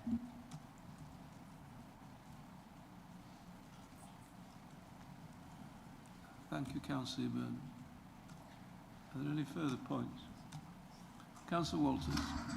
Thanks, Chair. So I would now like to say that I'm fully in support of this project at the right time. I also want to say that as a resident of Stowmarket, with children that have grown up through the school that Councillor Pratt is a teacher at, I echo the comments that the sports facilities are in urgent need of improvement, and this will go a considerable way to doing that. As a young person myself, I grew up in Framlingham, and I was extremely lucky to have Framlingham Sports Club. This is back in the 70s. Yeah, no comments. But yeah, we had football, rugby, cricket, we had shooting, we had athletics. We were very fortunate, and I think that our young people and our not so young people of Stowmarket, and of course the surrounding areas, deserve to have that sporting facility, quite rightly, being put forward. I would like to echo the comments on sustainability, and I do accept, that has been a question that we have debated as part of the working group. And I'd also like to assure the Chamber that we have consulted extensively with every possible partner that we could have in the process. And there's only a certain number of times that you can engage with people before you say, you clearly don't want to engage. So I won't say any more than that. I fully support and look forward to phase one going through. And I too look forward to having a nice coffee when we have the pavilion in phase two. Thank you, Councillor Walters. Councillor Carter. On the whole, I am in favour of the project. The health benefits, the necessity for improving on the health and leisure of Stowmarket and the wider area. I am still on the fence regarding the 3G pitch, as there are ongoing studies onto the potential health risks of 3G pitches, including the possible carcinogenic properties of the compound. Also, the health risk to respiration, if you have initially breathing it in, it can have a long-term effect. These are current studies ongoing. So we have the issue of the known unknown, and we have something which is currently under study, which possible health risk may be alleviated in future. So I'm still very on the fence. I want to vote for the project, I want for it to go forward, but whilst I have ongoing concerns, and there's possibility there, that is what I'm struggling with still. So this is on the fence still. Thank you, Councillor Carter. Are there any further contributions?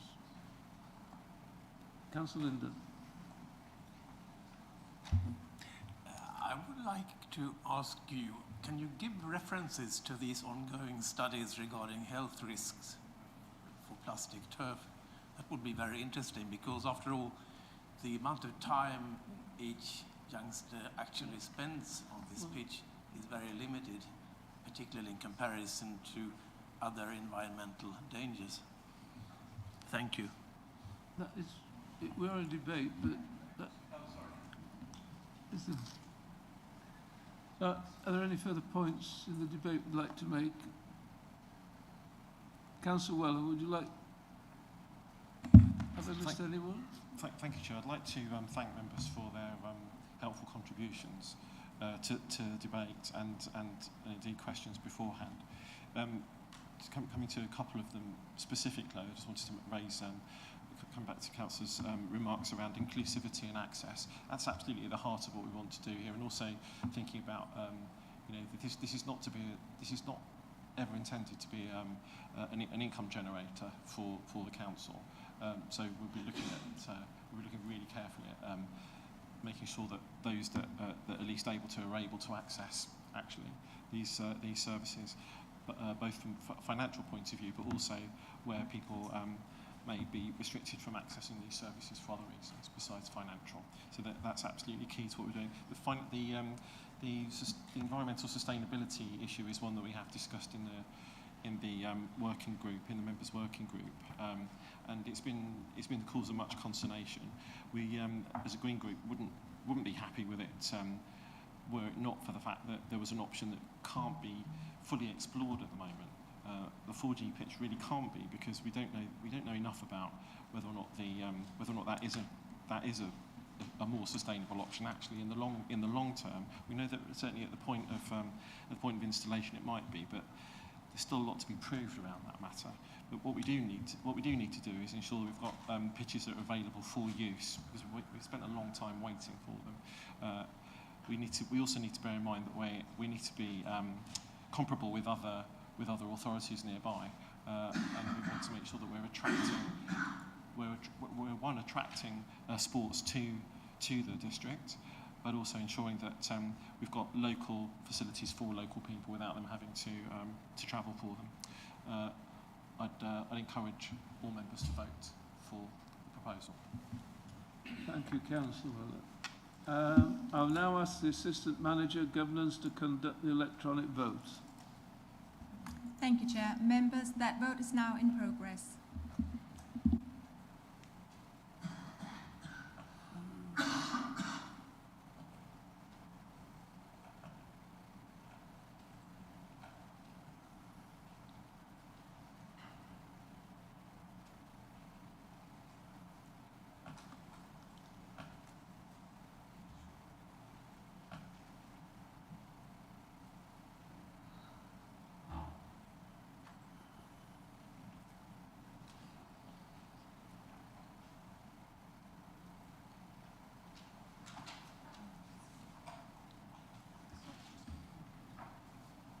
Thank you, members. That's 29 votes for and 1 abstention.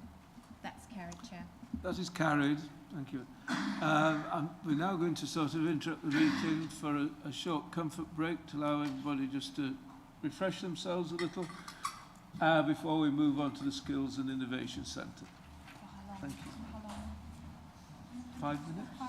5 minutes? 5 minutes should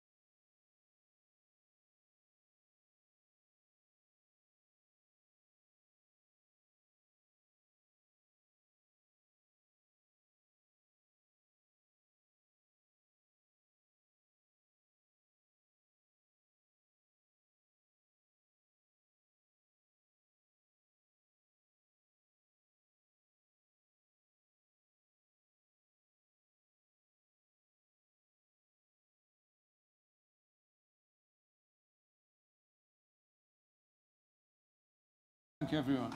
I'd now like to continue the meeting. We're going to move to item MC 2337, Skills and Innovation Centre on Gateway 14. Like the previous item, I'd like to deal with this item in the open part of the agenda if possible. If you wish to ask questions on the appendices, please can you indicate, and we'll move into closed session before returning to open session to vote on the recommendations in the report. I'd like to invite Councillor Winch to introduce paper 2337 and to move the renumbered recommendations as detailed in the table papers. Oh, have I got the wrong one? Councillor Millen. Thank you, Chair. Sorry, just to resolve any confusion. On the papers, it has me listed as introducing this report. I'm certainly happy to propose it. It was thought that for reasons of good governance and to avoid conflicts of interest, that it shouldn't be proposed by anyone who's a director of Gateway 14 or the holding company. However, my colleague, Councillor Winch, is much more familiar with the project than I am. He's been deeply involved in this, so I'm going to ask him to sort of do the explanation, but I will be proposing it, if that's okay, Chair. Thank you. Do I need to get a seconder now? No. Okay. So there's over 120 pages of background information in the council papers, as you probably have noticed.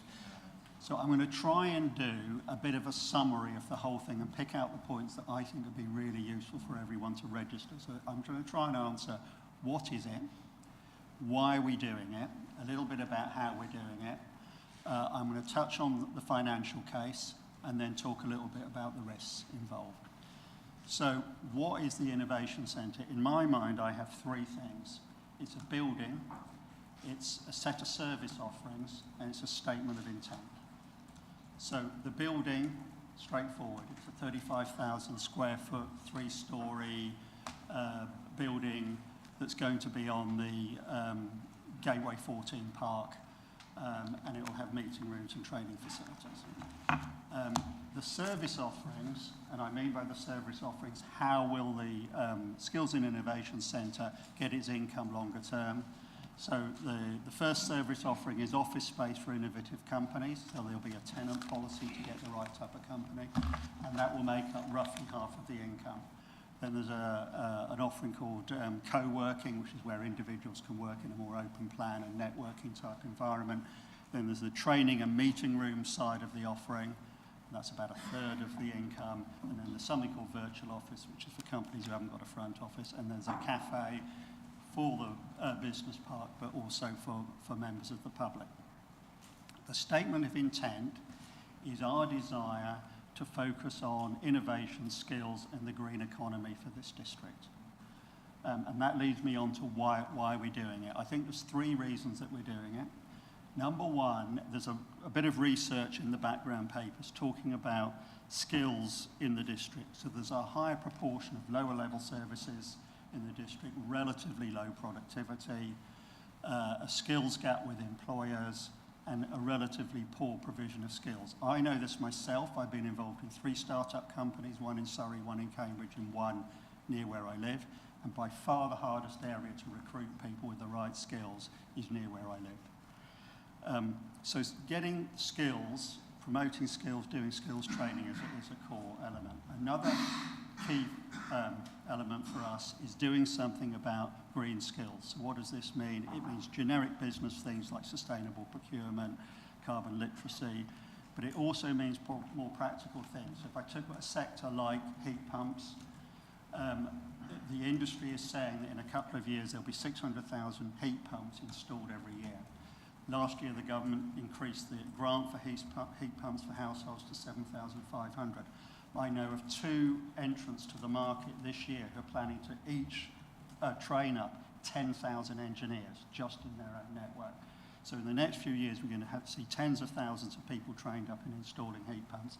It's an area which we could try and get into and try and train people. So green skills. And then the last reason we're doing it is a hub for the Gateway 14 itself, to attract new clients onto Gateway 14 and for a facility that the clients on Gateway 14 can use. I wanted to say three things about the how. So how we're going to build the building, that's going to be done by the Gateway 14 company. So the exact details haven't been firmed up, but the council will have a contract with Gateway 14. Gateway 14 will go out to competitive tender for somebody to build that, and we will have a cap price for the facility. In terms of once it's built, we're going out to tender for an operator who will manage the operations, ensure we get the income, and ensure that we meet our skills aspirations. The council doesn't understand how to run an innovation centre, so we need someone who's got a background in this, who knows what they're doing. And the last thing, in terms of the skills provision, this isn't something we're planning to do ourselves. We're going to do it in partnership with other people. So University of Suffolk, University of Essex, West Suffolk College, private sector partners where that's appropriate for the training and skills. So it's a collaborative effort. On the finances, if you're like me and you're interested in numbers, I think there's two things that would jump out straight away. One is the 18.75 million total, which is a very big number.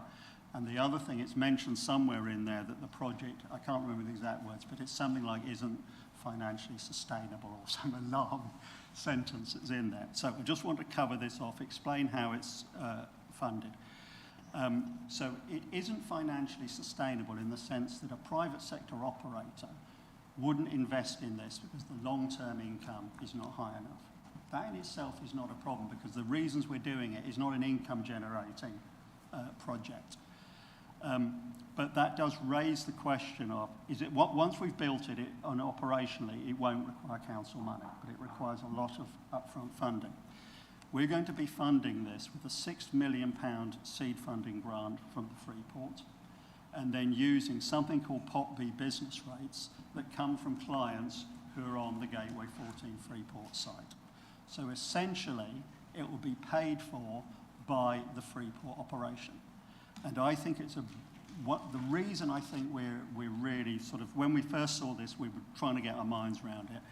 It will bring a very, very substantial investment into this district, innovation, skills, and the green economy that we wouldn't otherwise get. Now, there is a gremlin, and that is the Pot B business rates take time to feed through because you get it from the clients who are on the Gateway 14 site. And that means that the cash flow has to be funded. And our proposal is that we're going to fund the cash flow from council reserves. And I think the total, I can't remember the exact number, but it will involve about £10.75 million of reserves to do this. We get paid that back. So at the end of the day, we are investing in something, but we'll get all that money back. How risky is this? I just want to quickly touch on that. We're asking for the green light to go ahead with this project at this meeting. If you look at I think it's 3.3 in your council papers, it says the green light subject to a few things. The most important of those is us getting an agreement with Freeport, which hasn't been tied up yet. That should be done by the end of March, and we're expecting that to go ahead because this is a win for us and a win for them. If we can't get agreement with Freeport, this won't go ahead, because the numbers wouldn't make sense. What is the financial risk? It's very low overall, but the problem for us is the longer it takes to get the Pot B business rates in, the longer our reserves are tied up on this project. That's the issue, that we'd like to use them for something else. That depends on us getting clients more quickly onto the Gateway 14 site, but we've been quite conservative in our assumptions about how quickly that will happen. A couple of other things on risk. In terms of the bill's being done by the Gateway 14 company. It's a known site, it's a wholly owned company by the council. The development partner, JNIC, has done a similar innovation centre before, so the build risks are quite manageable. In terms of operations, I've talked about us getting an operator on board. How realistic is the income from the operations? That's been modelled on other innovation centres, using their utilisation, their rates, that kind of thing. So I think the numbers are pretty solid. There is another risk, I think, which is non-financial, which is about will we get our skills and green economy aspirations from this project? That's really down to us to drive through and make sure it happens. So I'm really looking forward to questions on this because it took us quite a long time to get our minds around this. I would ask everybody to vote for this. I think it's a brilliant opportunity for the district to get additional money for skills and innovation. And I think the risks are containable. Thank you. Thank you, Councillor Winch. We have a proposer, Councillor Mellon. Do we have a seconder, please? Councillor Davis. Yes, I would like to second. I will be very brief and summarise that I feel that there is a burning need for us to have a skills and innovation centre situated for our local people in Suffolk. Thank you, Councillor. Do you have any questions, please?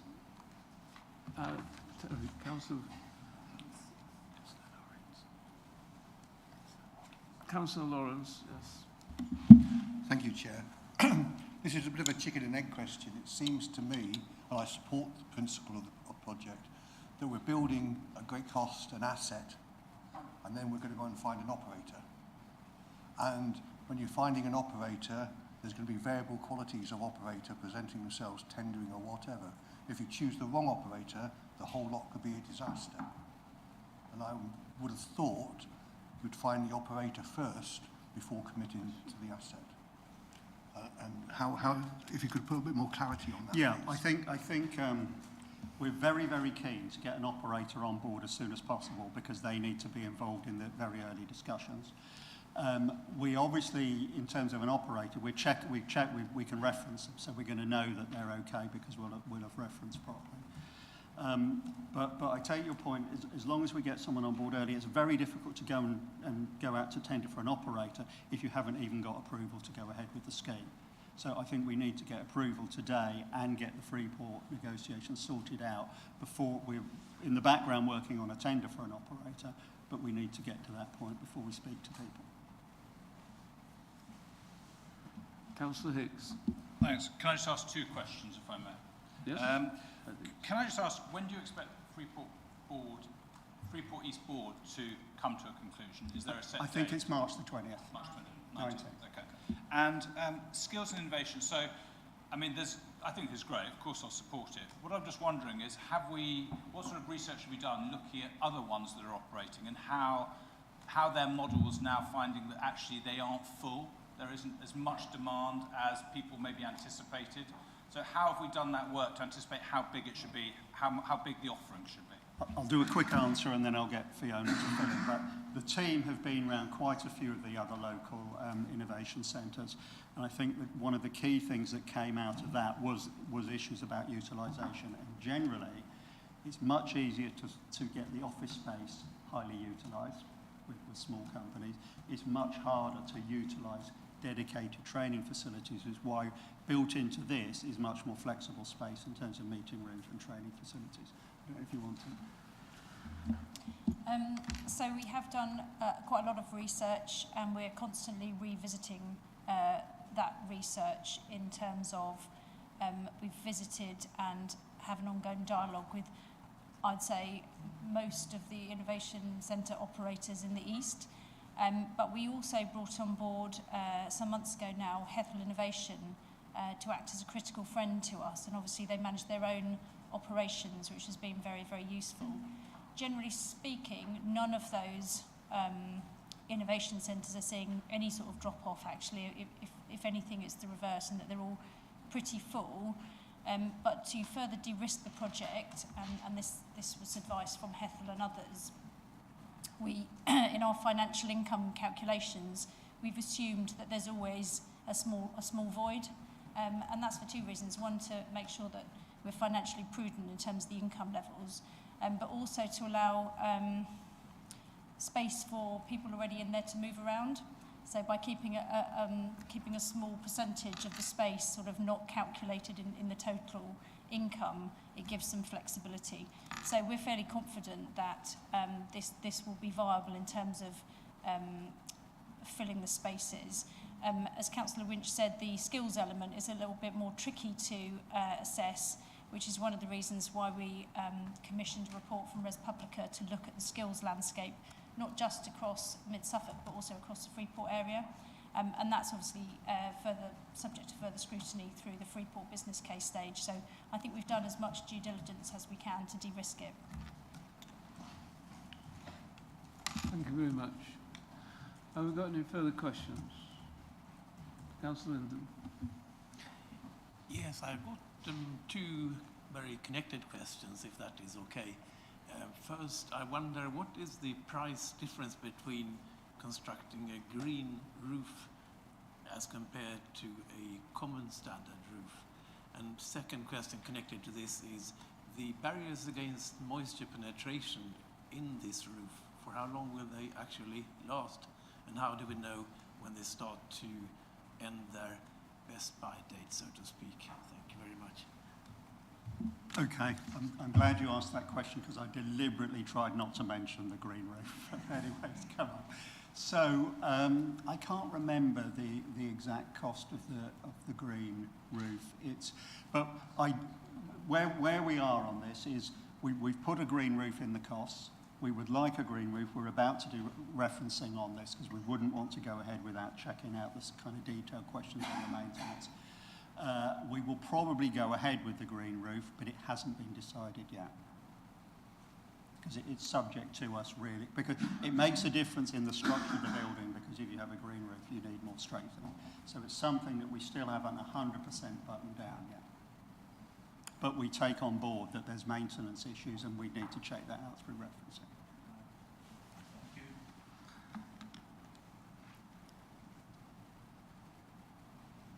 Councillor Wilson. But not Wilson. Marriott. I just wondered if someone could give us some more details about the work completed for the skills audit. Some more information about that, what was found.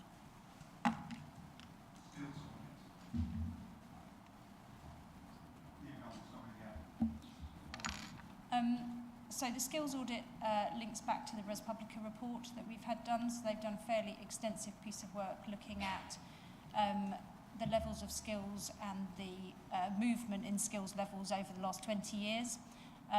That's been done through a variety of mechanisms, through talking to local employers, talking to local education providers. For example, we know that skills levels haven't really moved in 20 years in the district, in spite of various interventions and some financial input. So we believe it requires a bit of a disruptive model to make some difference to skills. And one way to do that is to place the education providers next to the employers in the same building, and that's really the essence of the model.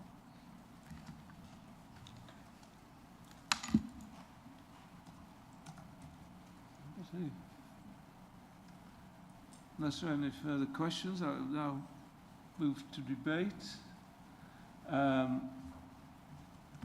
Councillors will only be allowed to speak for once for 3 minutes, and this will be timed.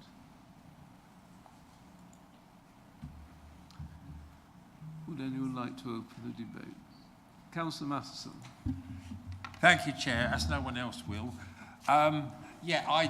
I think that the reason, one of the many reasons and advantages that Councillor Winch has put forward, that I'm very much in favour of this, is that the huge challenge in terms of reducing carbon emissions is retrofitting our existing housing and indeed commercial buildings.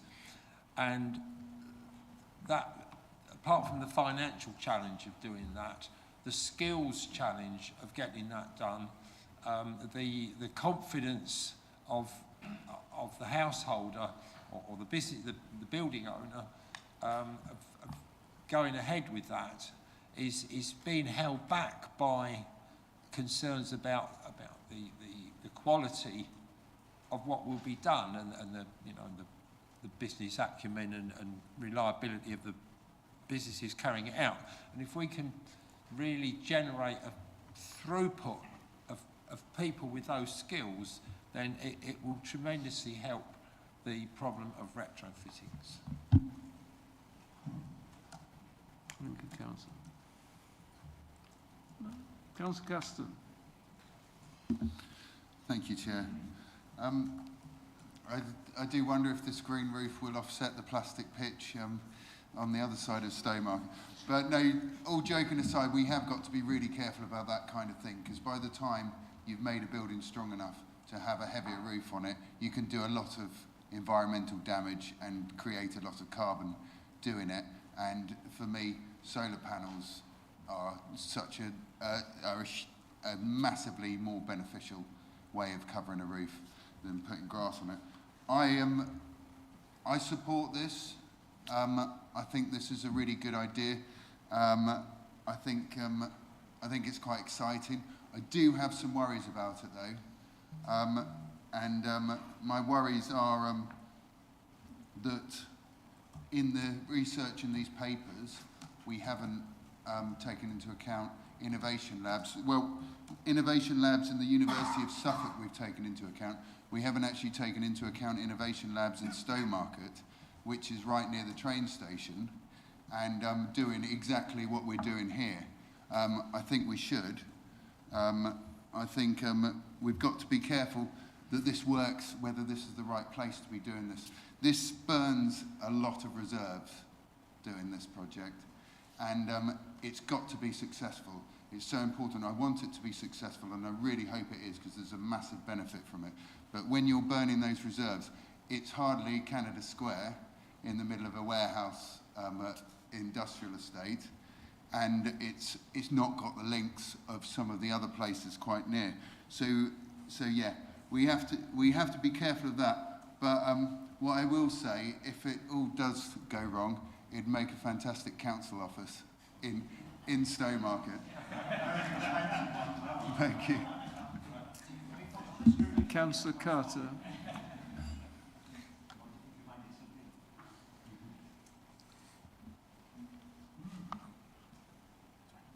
Get there eventually. Right. Thank you. Certainly I will be voting in favour of this. One of the issues that we have with accessibility and disability is very difficult to actually find yourselves levelled up and skilled. There's been issues where there's been levelling up skill centres that have been from the job centre, which have been inaccessible and difficult to get there.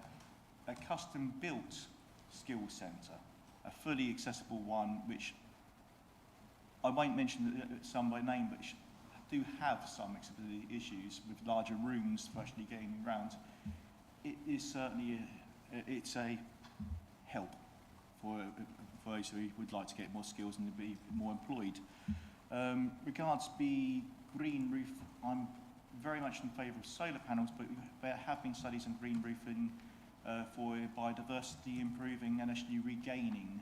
Especially there's been some studies on nesting birds. I believe it was on lapwing. We have, with the development of Gateway 14, we did lose some yellowhammer nesting grounds.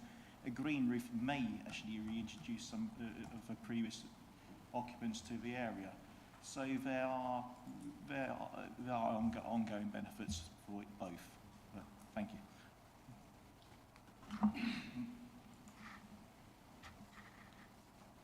Councillor Eburn.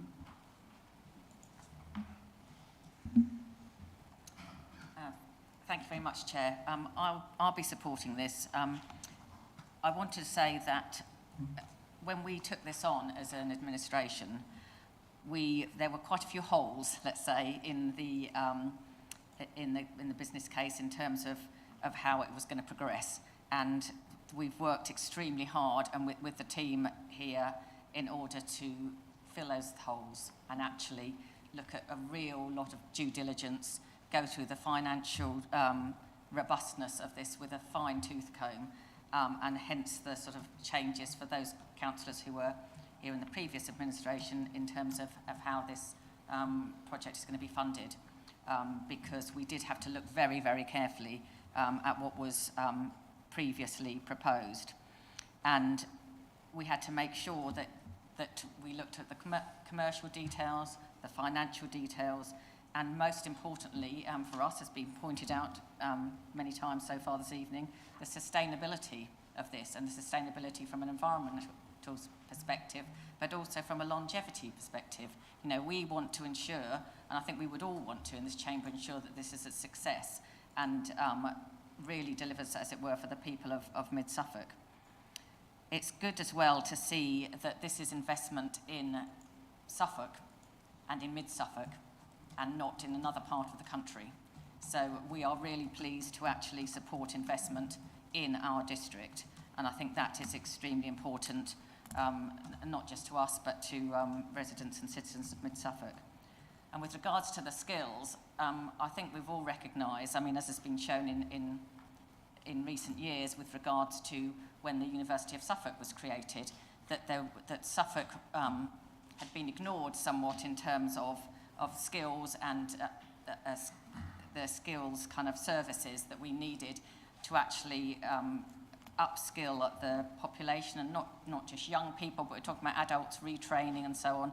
And I think that this will actually really fill a gap and be very important. We've got a lot of support from skills organisations. I sit on the Freeport East Board, and we've spoken recently to different universities, and they're very supportive of this and can see that what is going to be delivered here will actually meet some of these skills gaps, and particularly, as again, something very close to our hearts here in the green economy.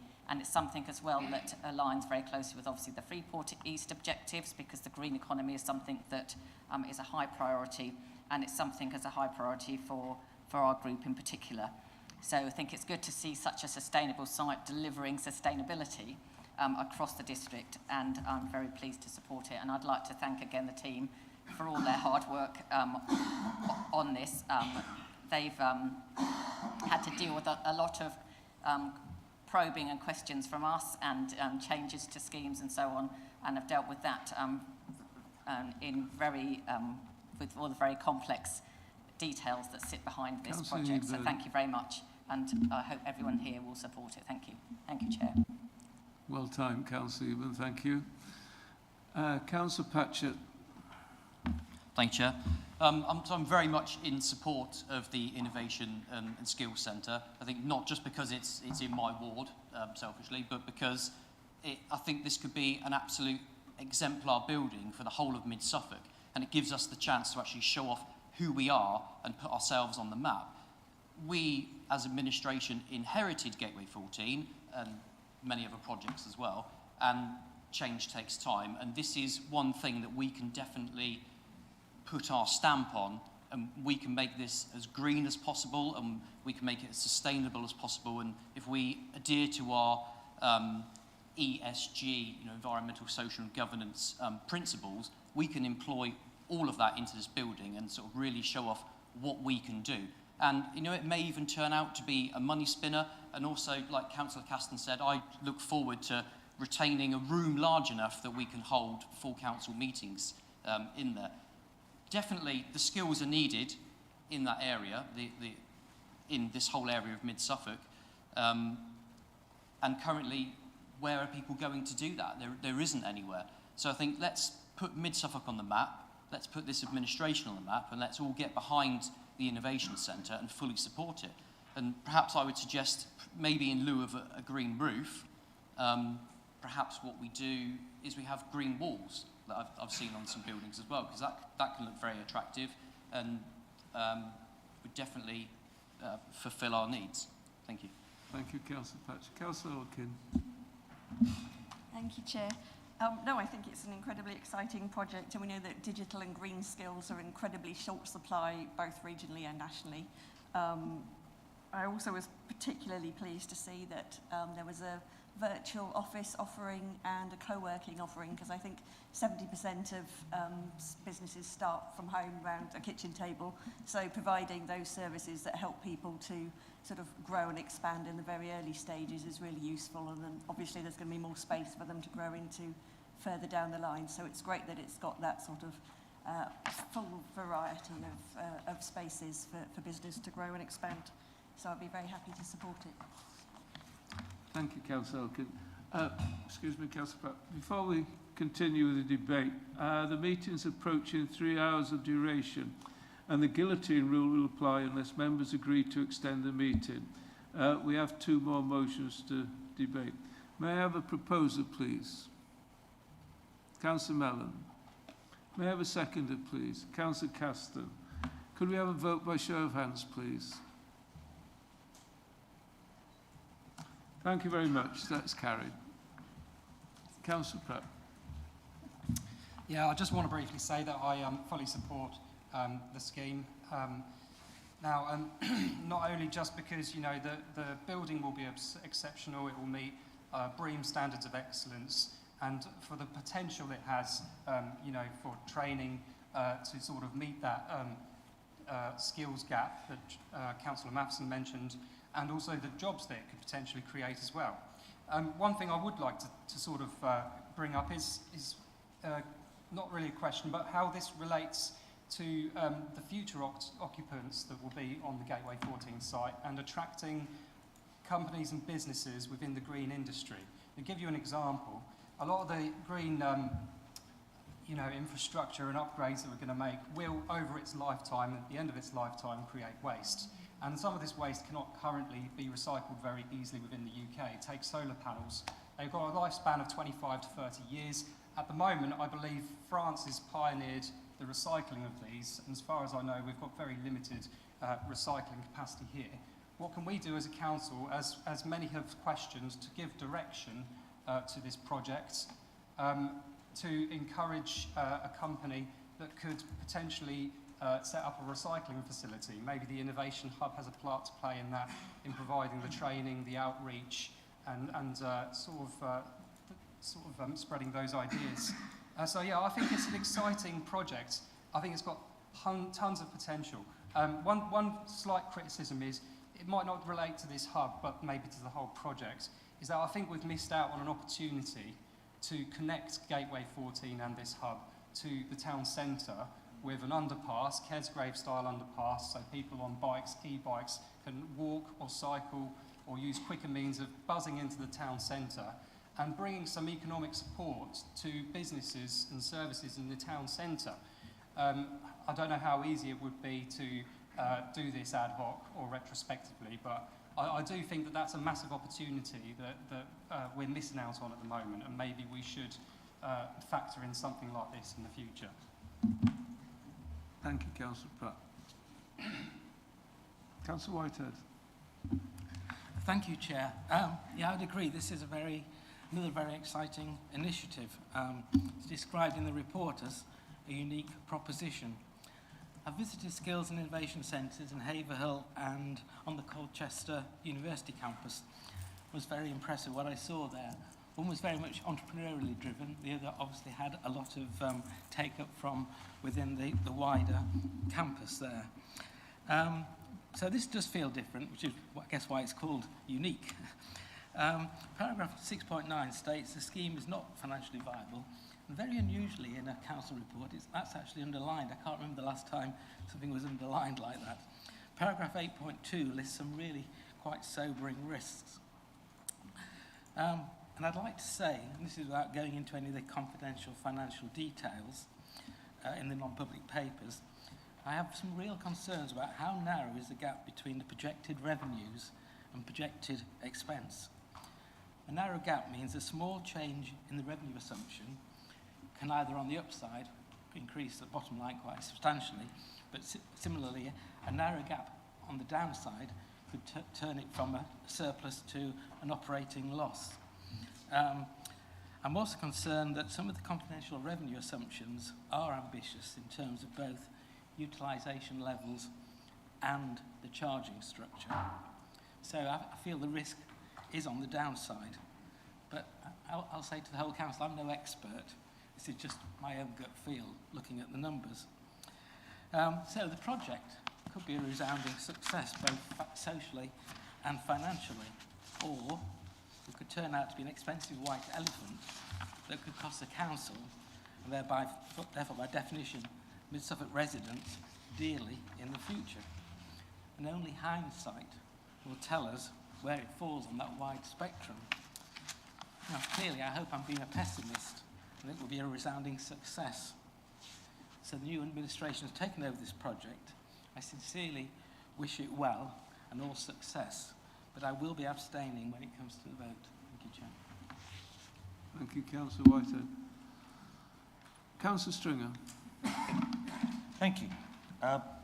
Yeah, quite surprised that Councillor Whitehead is going to be abstaining on something that he's voted for consistently in the past. All we've done is a bit more due diligence than the previous administration on the figures. And now you don't want to support it. I think that shows, frankly, a lack of ambition. Yeah, much has been talked about the green roof. Glad you're talking about it, because that's the point. Others will talk about it. And more people need to be talking about what's going on in Mid-Suffolk, because it is going to become, I believe, a really fascinating and vibrant place to not just talk about, but come and invest in. That's probably because now this side of the chamber, I'm talking to those people that want to come here and invest, and they are too getting quite excited about what the offering is. Perhaps, Councillor, I've lost it, was mentioning about, Councillor Pratt, mentioning an underpass. Well, perhaps with our county partners, if we fix the drain that's on the road, perhaps there might be enough capacity in there where it's all flooding to put an underpass in there when we finally fix that drain. And just to let you know, just mention going back to the roof, I don't want to keep harking on about the roof. It was a criticism that it could have been solar. It is solar as well as green. We took advice from a professor of sustainability based here in Suffolk to take that advice about what we did in terms of proposing that as a design feature. So, as I say, I have over the years been a bit sceptical about the finances of such an innovation centre, but sometimes you need to skill yourself up for the future that you're about to face.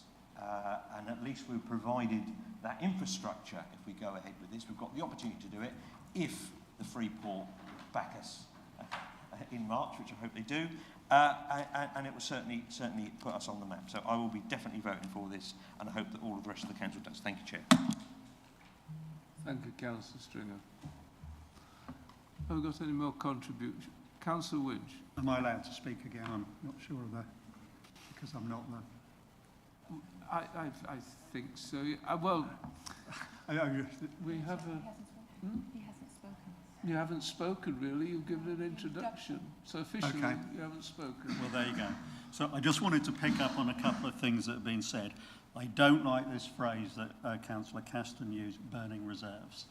So just to be clear, it's the amount of time that the reserves would be allocated. They're not increasing over time. So there's 10.75 million that we need to invest in this. We will pay that back depending on the speed that we get companies onto the Gateway 14 site. We are very, very confident that we'll get people onto the Gateway 14 site quicker than the assumptions in our numbers. Yeah, so I don't like that phrase.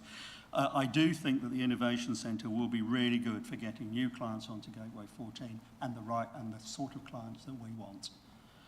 Accessibility that was mentioned, it is really important to us that this building is as accessible as possible. It's a really core objective.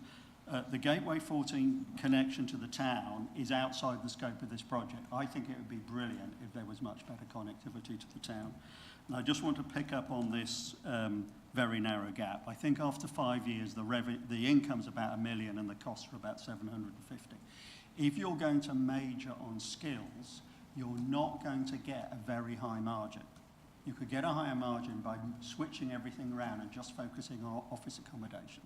So there's a balance here. You're going to get less money out of the skills bit, but you're doing the skills bit for the general economy, and it's on someone else's P&L. That's why the numbers look quite narrow, and they're very comparable to other operators in the region. So the final thing I'd like to say, I think there's a great opportunity to get a significant investment in Mid-Suffolk to promote innovation skills in the green economy. So I'd recommend we all vote for it. Thank you, Councillor Winch. Are there any further contributions people would like to make? Councillor Hicks. Just to say that I kind of feel there are possibly some gaps, but I think the positive thing is that actually I have confidence in the board of Freeport East, who will actually look at this in greater detail. They're investing a very significant amount of money. They're not going to do that lightly. And they actually, a lot of those people on that board have really good technical skills as well at understanding things that, you know, are very complex, which this is. So, you know, I feel we've kind of almost got a scrutiny process of other people looking at it, which is why I'll be supporting it. Thank you, Councillor Hicks. If there are no further contributions, I'd like to ask Councillor Mellon to sum up, please. Thank you, Chair. I'm glad that Councillor Hicks has confidence in the Freeport board. I have confidence in our cabinet too, and in Councillor Eburn, who sits on that board, and he's keeping them in shape, I'm sure. I've visited a couple of these innovation sites in the preparation for this project coming forward. The one at Hethel in Norfolk is pretty much full, and they've extended, I think, 3 times now because they haven't had the capacity. So it's been remarkably successful. Also visited the new Food Innovation Centre near Norwich, and that was very new. You can still smell the paint, but it's filling up, and it's going to have a great future. Neither of these sites are right in the centre of a town. They are out in rural locations, and they seem to work. There's a lot of work gone into this proposal, and absolutely we needed to do that due diligence. There's no doubt this is ambitious. And if we're going to invest £18.75 million in a building, we should all be taking a deep breath before we do that, absolutely. But there is, I think, an opportunity here. This particular mechanism, funded by the Secor money for the Freeport, and then by the retained business rates, is a fantastic opportunity, and I think we would be remiss if we did not take it up. Clearly, we want the building to be as sustainable as possible. As Councillor Paget says, we want it to speak of our ambition as a district and as a council. Would this facility be a good thing? I think better than that, I think it's potentially transformative for the business landscape and the skills landscape around Stowmarket, around Mid-Suffolk, and the green agenda that we want to push forward. So I'm very much in favour of it. It is a deep breath moment, but I think we should go for it, and I encourage others to vote for it too. Thank you. Thank you, Councillor Mellon. I will now ask the Assistant Manager Governance to conduct the electronic vote. Thank you, Chair. Members, that vote is now in progress. You might have to scroll down a bit to find the blue line.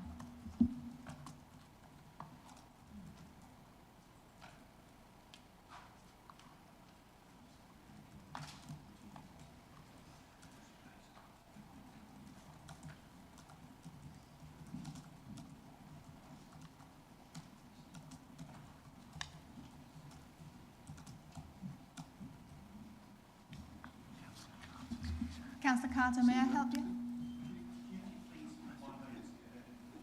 You're for. Thank you. Thank you, Councillor Carter.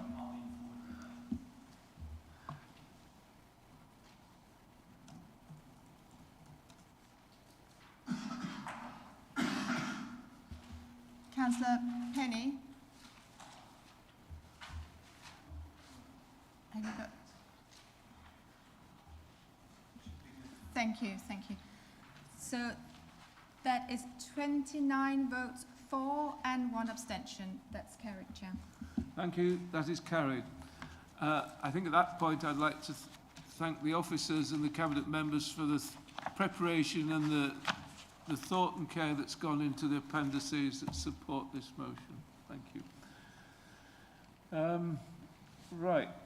We've now got to the tabled motions. Oh, no, beg your pardon, we're not there yet. Council appointments. The appointments are listed on the agenda. Are there any further changes to the appointments? No changes. Could I have a proposer? Councillor Mellon. Could I have a seconder, please? Councillor Eburn. They are as they're written. I will now ask the Assistant Manager Governance to conduct the electronic vote. Thank you, Chair. Members, that vote is now in progress on your app.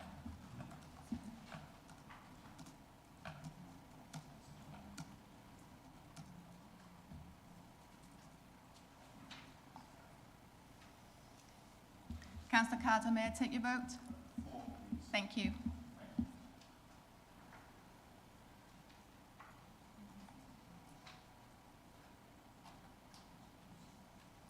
Councillor Hicks is gone. Yes.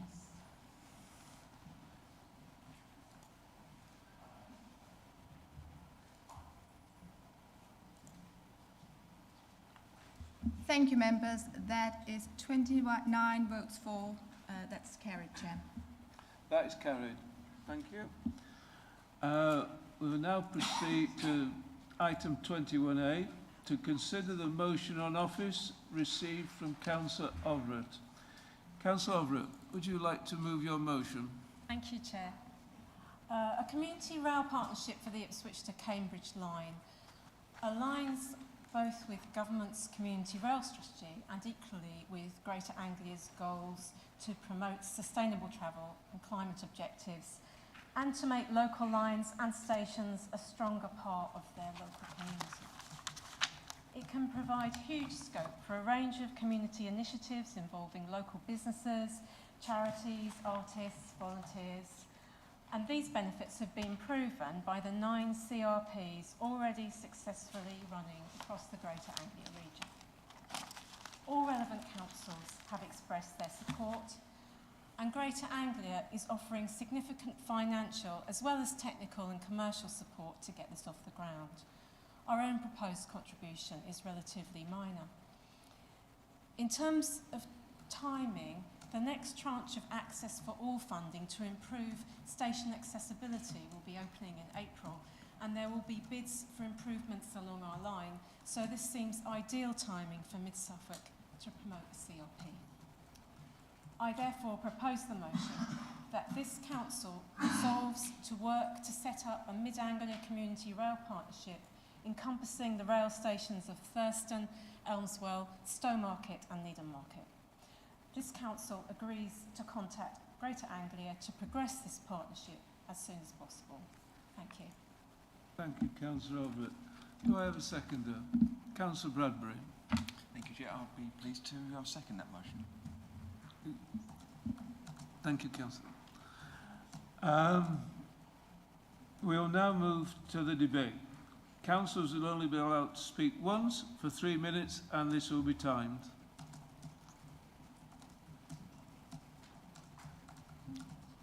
Would someone like to? Councillor Mansell. Thank you, Chair. I will certainly be supporting this motion.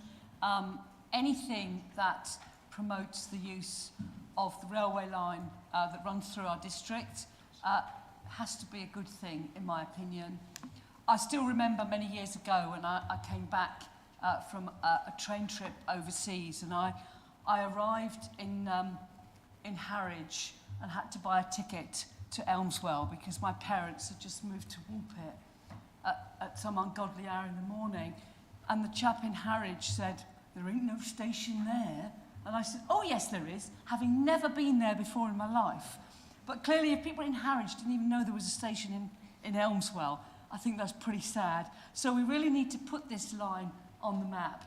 And anything that we can work in partnership to promote the fact it's there. I mean, if people in Harwich don't know it's there, all right, that might be 35 years ago, but, you know, people in other parts of the country, I'll never have heard of Elmswell and Thurston, and even though it's got a railway line.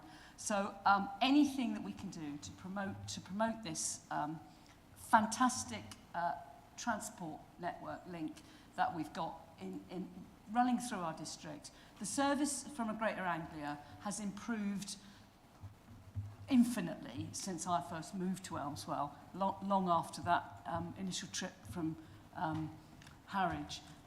You know, we now have an hourly service to Cambridge, we have an hourly service to Ipswich, but we need more than that because the timings are dire. So if we can actually work with Greater Anglia and the other districts along that line to actually get a service which can be used by the people who live in our community to get to work in Bury at a sensible time, that's what we need. And if this is going to help us to do that, then it's got to be a good thing. So I would urge you all, please support this. It's not a great deal of money, and if we can actually promote the fact that we've got a railway line in mid-Suffolk and it is well used, getting busier all the time, we need to improve it as much as we can. So I will be supporting this. Thank you. Thank you, Councillor Mills. Councillor Rowe. Yeah, I will be supporting this as well because as someone who uses the going from Stowmarket to Elmsall, I see how busy it is with students, people going for work, people kind of going for shopping. There's a whole lot of different strands to it, and to be able to get kind of different groups and people involved in kind of making it even better and kind of building on something which is a really good thing for the region already is a brilliant idea. And I quite like the fact of, instead of going for a kind of another consultation about how to improve things, we've looked at what works elsewhere and what we haven't got in this area, and kind of have figured out something we can do. Thank you, Councillor Rowe. Councillor Eburn.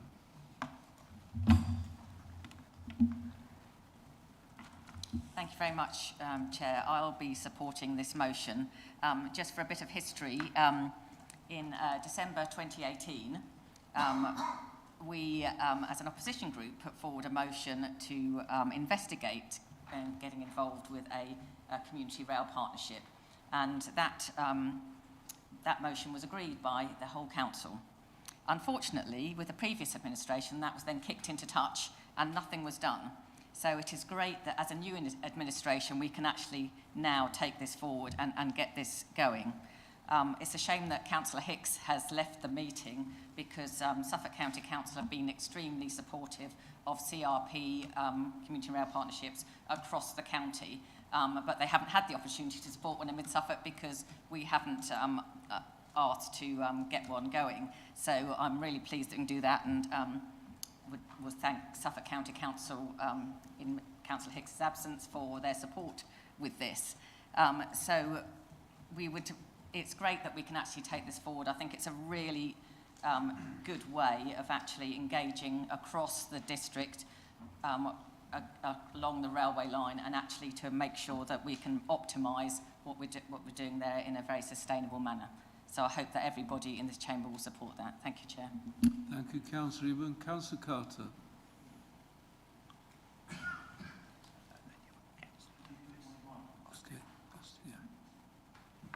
Thank you. Thank you. I will certainly be supporting this motion. By actually joining this, we'll actually get not only some obvious benefits, we'll actually get a degree of due diligence and scrutiny into projects that we may not have had in the past with the actions of Greater Anglia. But regardless, trains, by taking a train, you can actually reduce your carbon imprint of up to 80%. By improving on accessibility and allowing more people to do train journeys, you're having benefits of interconnectivity and also benefits to health and socialisation. We'll be allowed to join up some interconnectivity regarding for certain projects, a possibility of opening up Needham Market and opening up commerce, which actually do more benefits of the district as a whole. I will say that when I first moved to Needham Market, before moving to Stowmarket in 2012, got on the last train from Ipswich to Needham Market, was allowed off at a platform, and then had to go pass a wheelchair over a fence and go down the underpass on my bottom, because I wasn't informed that there wasn't a lift. You'll be certainly able to actually to make sure that the projects that have been long since promised and still awaited, it'd be nice to actually have a bit of an edge to help improve things along. So, thank you. Thank you, Councillor Carter. Councillor Davis.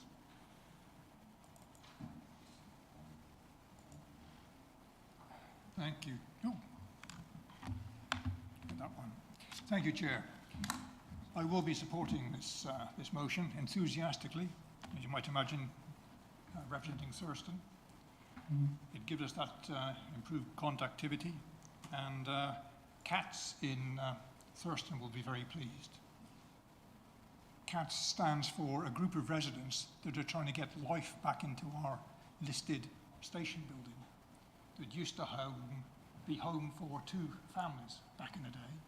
This building is in various state of repair, but hopefully this initiative will bring more focus back into the railway, that conductivity, and enhance the chances of breathing life into a building at the heart of our community. Thank you. Thank you, Councillor Davis. Councillor Wiltshire. Thank you, Chair. I'm very much in favour of this, very much in favour of partnerships and collaboration. I think that there's a number of safety aspects with our train stations in mid-Suffolk that have long gone overlooked because we haven't had perhaps a loud enough voice at the table. And I'm hoping by taking this forward that we can raise those issues, you know, with all the children getting on the school on the train at Thurston, the situation with the train with the tracks in Needham Market, and you know, having to cross the road to cross the platforms in Stowmarket. You know, all of these things have long over needed of investment, and hopefully by joining in with Greater Anglia that we'll see much improvement and then greater use of the railways. Thank you.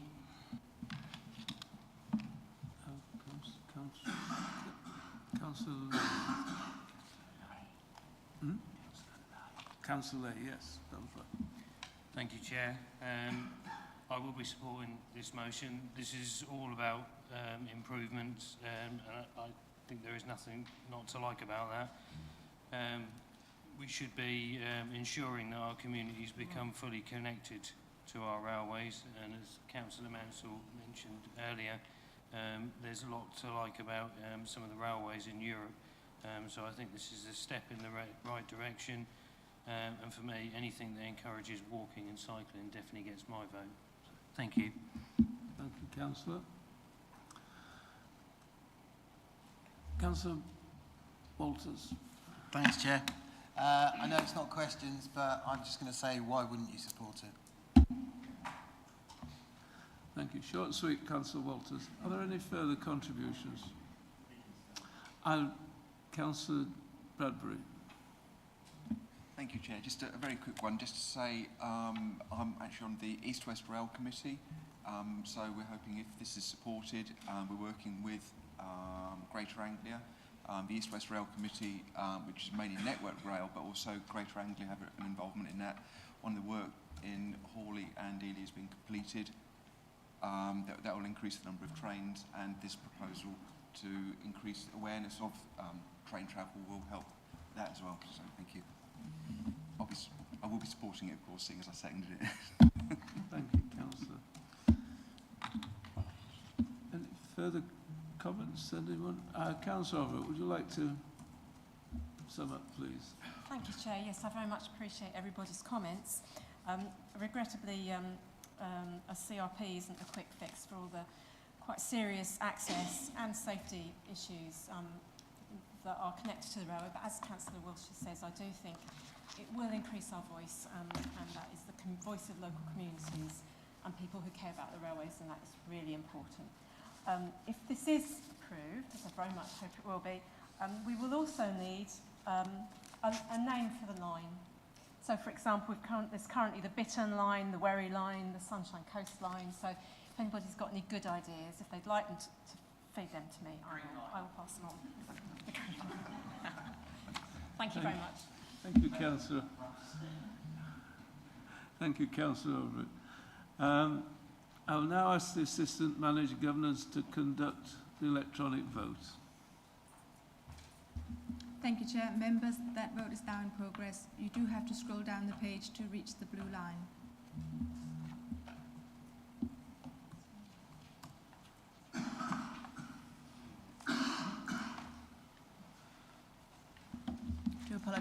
Councillor Carter, may I take your vote?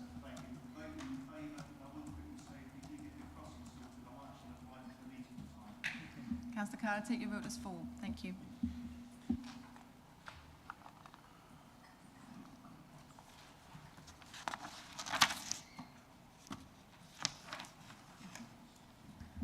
Thank you, members. That is 29 votes for, and that's carried, Chair.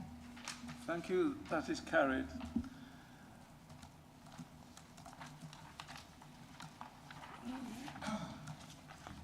I would now like to move to item 21B. This is to consider the motion on notice received from Councillor Weller. Councillor Weller, would you like to move your motion, please? Thank you, Chair. This council recognises the excellent response to floods associated with storms Babbitt, Karen and Henk, more particularly the earlier. And this motion sets out this administration's recognition of the collaborative efforts of statutory agencies, parish and town councils, schools and very many individual volunteers in responding to a number of extreme weather events since mid-October last year. Whilst the County Council is the lead agency for flood resilience and together with the Environment Agency has statutory duties in connection with that, every authority, every community, farmer, landowner and resident has its own role to play in protecting our people, property and infrastructure. Mid-Suffolk was enormously impacted by Storm Babbitt, with Needham Market, Debenham, Framston and Worlingworth most affected.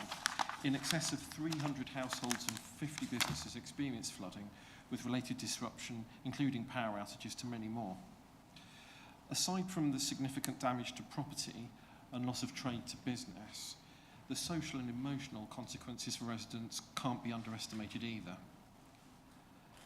Before the water had fully subsided that weekend, I spoke with residents in our villages.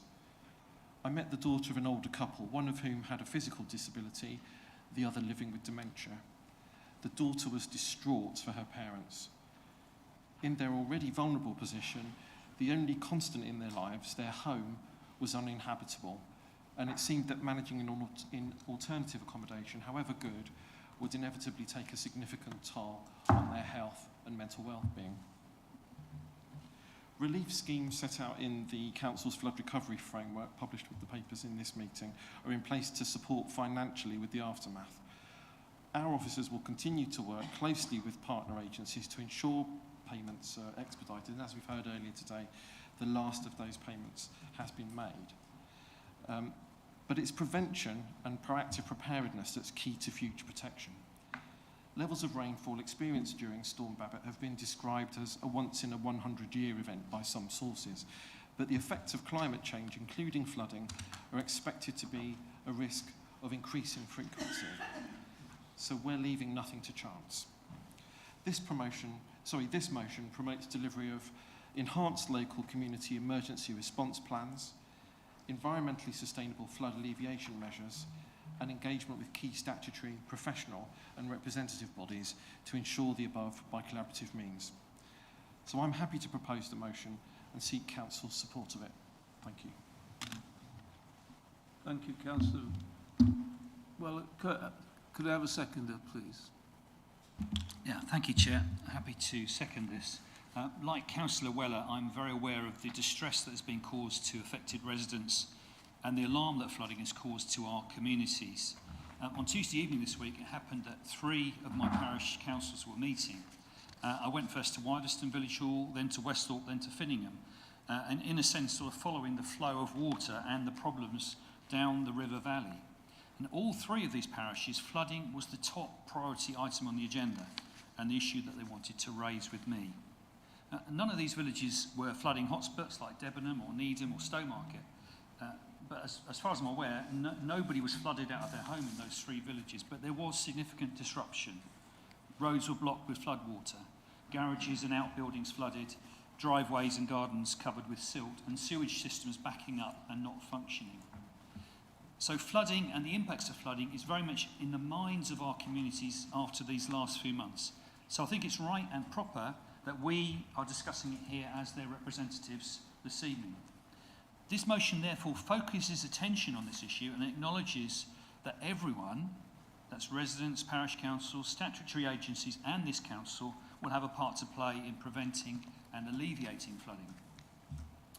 Firstly, this motion recognises the excellent work that people have done in response to these extreme events. I'm sure we've all seen the pictures where farmers were able to get through the deep water in their tractors and help tow cars out and transport people and emergency items around. These ad hoc and instinctive responses, together with the work of the emergency services and statutory agencies, undoubtedly saved lives, and we should recognise that and applaud it. I hope that all communities now appreciate the need for an emergency plan, and our motion asks for the Chair to write to all parishes so that they assess their flood risk in their village and, if necessary, draw up a flood resilience plan. Now, clearly not all places are going to need one, but many will. This motion also acknowledges that the Environment Agency and Suffolk County Council, as the lead local flood authority, have a huge role to play in the recovery phase, and understand from our officers that there's been good and effective joint working between Mid-Suffolk officers and the County Council. And finally, the long-term climate modelling shows us that a heating world will mean milder, wetter winters for this part of the country. And as we're seeing, these significant rainfall events are occurring more often. So this winter is not an outlier, it is a taste of things to come. So from that, it's clear that we have to look at new ways of coping with large amounts of rainfall and floodwater. In some places, this may need to be new infrastructure to protect homes and businesses, but we all know that these schemes are expensive and they take a long time to put in place. What everyone who is involved in land management will have to think about is how natural flood management practices can be used over the whole catchment as a wider flood prevention measure. So I'm happy to second this motion, and I look forward to the rest of the debate. Thank you, Councillor Mellon. We will now move to the debate. Councillors will only be allowed to speak once for 3 minutes, and this will be timed. Councillor Patchett. Thanks, Chair. For those of you that don't know, I'm actually one of the 300 that did flood, and I've not spent a night in my house since Storm Babette. So I think I'm Stonemarket's only flood refugee. I welcome this motion, but I do feel it could go further, and we need to hold these agencies to account more. You know, before, during, and after these recent storms, where were the Environment Agency? Where were the County Council? They were conspicuous by their absence. I didn't see them on the River Gipping or the River Rat in Stonemarket. If you look at the River Gipping, it's full of silt now because of Storm Babette that's all come from upstream. Who clears it out? Well, currently no one. It's still stuck there. There are islands of silt. There are fallen down trees in the River Gipping, and it's full of overgrowth. Who's clearing that out? Not the Environment Agency, not the County Council. I go in there at weekends, along with Councillor Lay and Councillor Scarf, who's not here, as part of the Pickerel project. We go in there with chainsaws and we clear out all this debris. The Stow-Upland Street Bridge is too narrow and it's too low. It's a bottleneck that highways have created. It cannot receive the amount of water that's coming down, so it backs that water up, and lo and behold, houses flood. The Environment Agency, to me, I feel they don't have enough care and compassion. 2 days after the flood, I saw some people near my house, and I sort of earmarked them as Environment Agency, and I called them to my house, and they came down and they looked at everything, and they looked at the damage, and they seen that I'd built up the bank to try and build in some flood resilience. Not only did they not support it, they actually said that if I built it up any more, they would actually take enforcement action against me for trying to protect my property. The Environment Agency are so underfunded now and so understaffed that they become a shadow of their former selves. They just seem to be now just be an enforcement agency. They don't seem to be actually an agency that does anything. I find it very frustrating myself, as you can imagine. So I think rather than us sending motions to them and sending emails to them, I think we should actually be pushing as a district to try and do more ourselves in these rivers and try and take back some control so that these rivers are actually finally properly managed. Thank you. Thank you, Councillor Patchett. Councillor Carter. Thank you.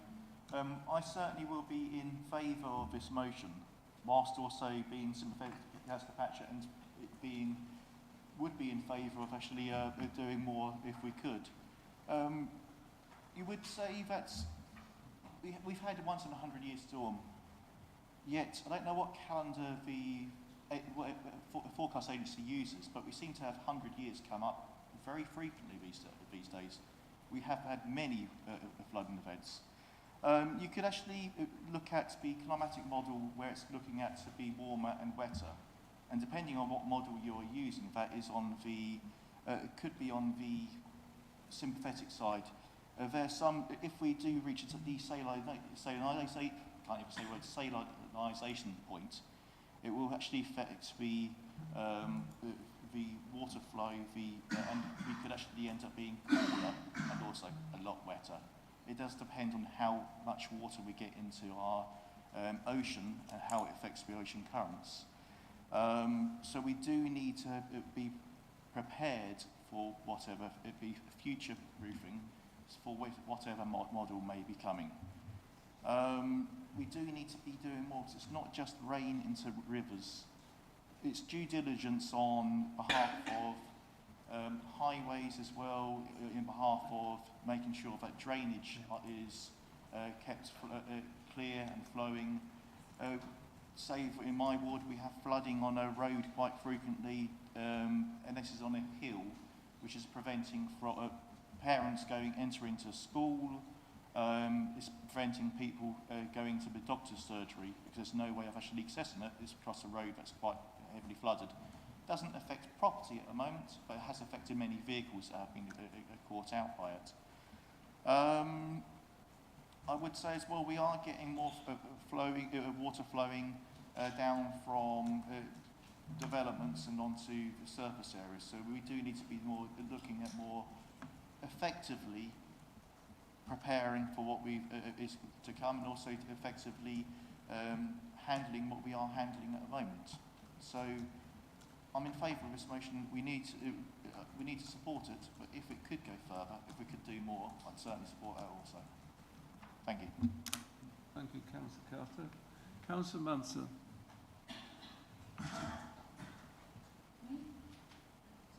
I wonder if you could spot me, because I'm hiding behind the corner.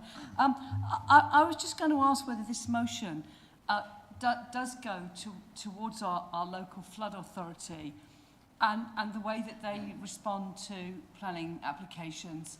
I consider myself extremely lucky during Storm Babette, because I live close to the watershed.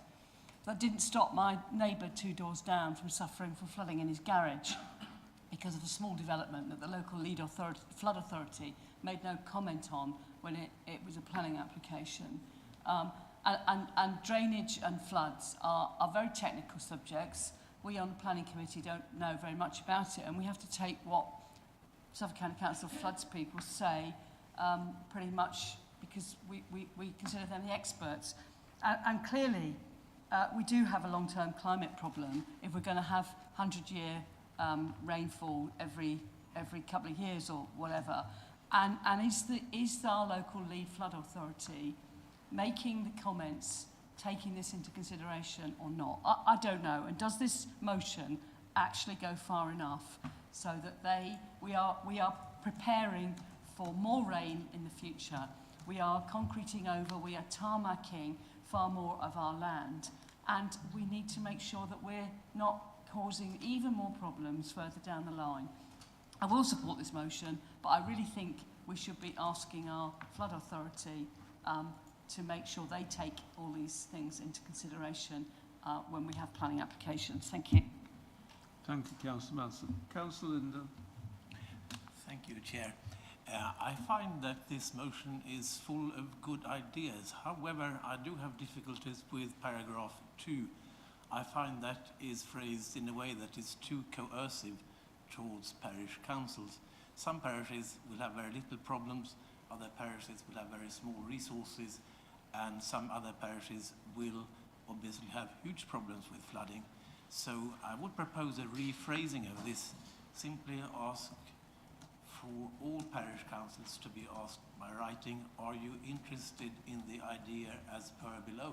And then they can make up their own minds whether they want to join. And I'm sure most of them will, but some of them will not. But don't make them feel coerced. Thank you very much. Thank you, Councillor Linden. Councillor Rowe.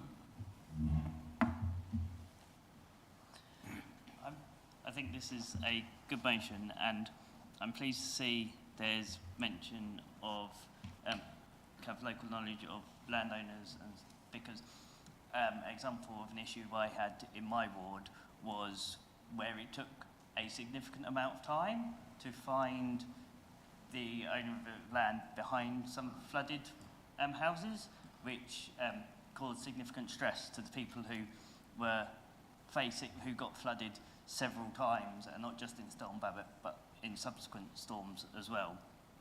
And it was clear that although it's not our responsibility, and it's not necessarily the responsibility of the town parish councils, they are very heavily involved when there's events like that happen, and as been mentioned, these are going to happen more often. So I think it's really good to kind of try and strengthen what will happen. And something which hasn't been mentioned but also affected my ward was, beyond the flooded houses, there was business disruption because, for example, the community centre, there was staff who weren't nearby, and with blocked roads they weren't able to get to the community centre. So so I know the town council is having to look at what happens if staff can't get in, and there's all that side of disruption. And if people get told that they need to try to get home or not leave their houses at 3 in the afternoon when they're already at work, and just bits where it could, like, there was lots of things which could have been done better, and I think this is a step towards trying to improve it in the future. Thank you, Councillor. Councillor Matheson. Thank you, Chair. Something that's I think been overlooked in this motion is that quite a number of parishes already have an emergency plan, and I think that the second paragraph would better say that we ask parishes to assess flood risk as part of an emergency plan to improve community resilience generally, supported by professional expertise and so on. They don't want two plans, they want one plan that addresses the various risks that they can identify for their community. And so I think that would be a more helpful phrasing for the chair to write to parishes. I think, Councillor Matheson, you proposed an amendment there, haven't you? I did. You're right, Chair. Hmm? Yeah. I absolutely did propose an amendment, yes. Right. Got to get a seconder, though. Do you have a seconder? I think we've got a few hands up there. Councillor Carter, seconder. Councillor Weller, would you accept that amendment? Thanks, Chair. Yeah, I've been hastily responding to Councillor Linda's comments and tying them in with Councillor Matheson's. So I've come up with wording that, if I can get it in front of me, which I hope might address both issues. An amendment to paragraph 2 reads as follows. The Council calls on parish and town councils to actively participate in assessing flood risk in their communities. That will take account of those that may already have done one. We know that several have. And to work collaboratively with officers to develop or enhance all of their local community emergency response plans, not just in response to flooding, therefore. I think that would that would be my suggestion for an amendment to that paragraph. Councillor Matheson. Yeah, I'd be happy to second that form of words, Chair. Thank you. Thank you, Councillor Matheson. We just try and record that now. So we need to get Councillor Mellon to approve that amendment, please. I'm happy with those amended words. I think it does improve the motion. I'm grateful to the two members who've made those suggestions. Thank you. Thank you, members. You will have to debate the amendment, and we'll have to. We don't need to. Oh, we can go to a vote. Oh, sorry, we don't need to go to vote. Sorry, it's late. I do apologise.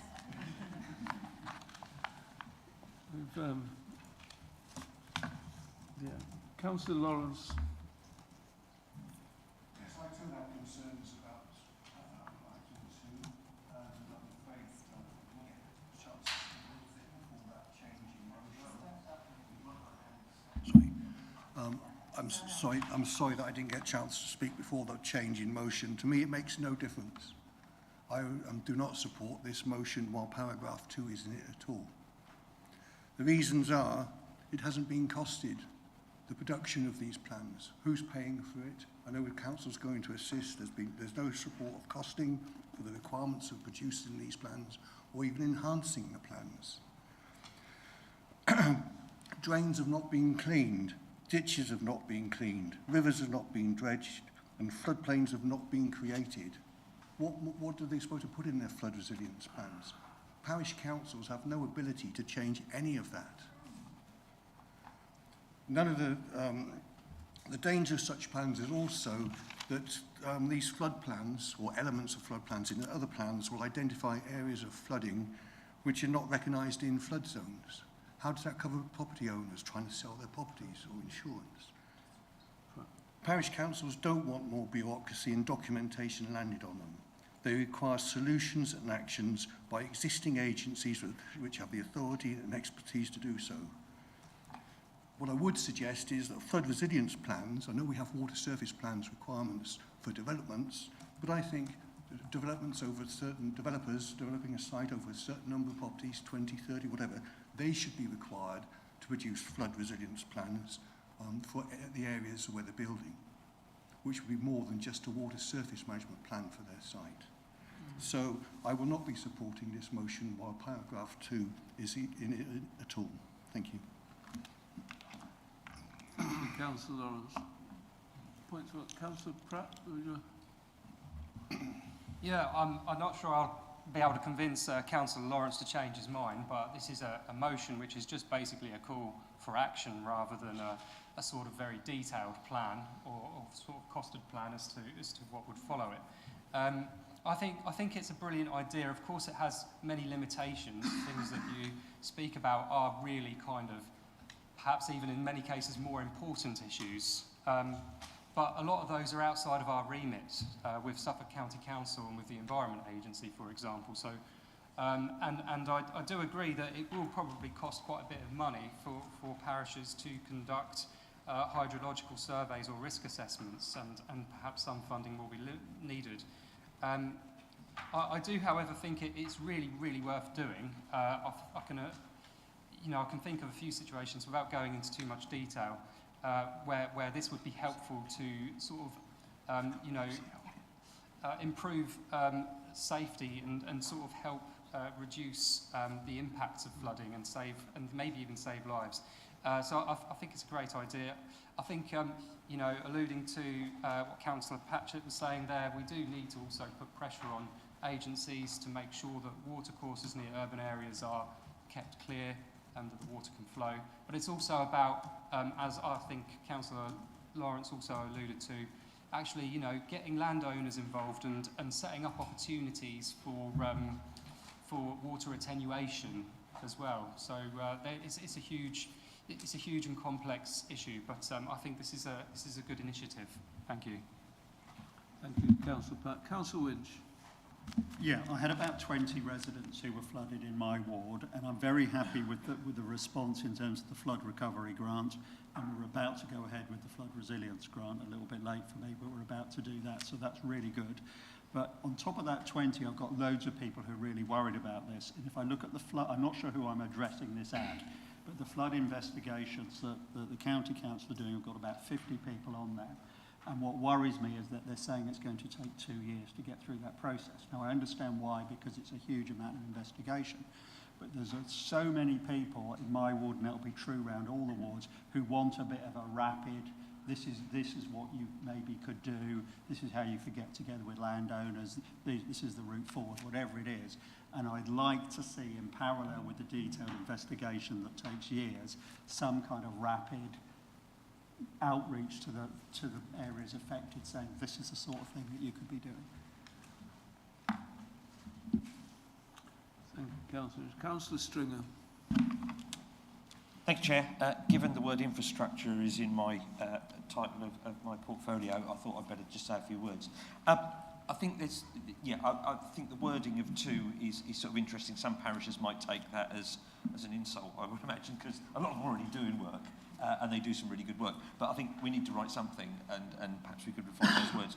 One thing about putting flood plans into emergency plans, please don't. Please don't. An emergency plan is something you hand to the blue light services when they arrive, if you've had a major road accident or something. The flooding thing is a totally different response to an emergency plan. An emergency plan assumes you can get to the village hall, there's power in it, etc., etc. What we found out during the floods, you couldn't get to the village halls because everywhere was cut off. So a flooding plan is something very different to your normal emergency plan. That said, I think we've got to look at the art of the possible now. We're up against weather events that are terribly extreme and getting more challenging.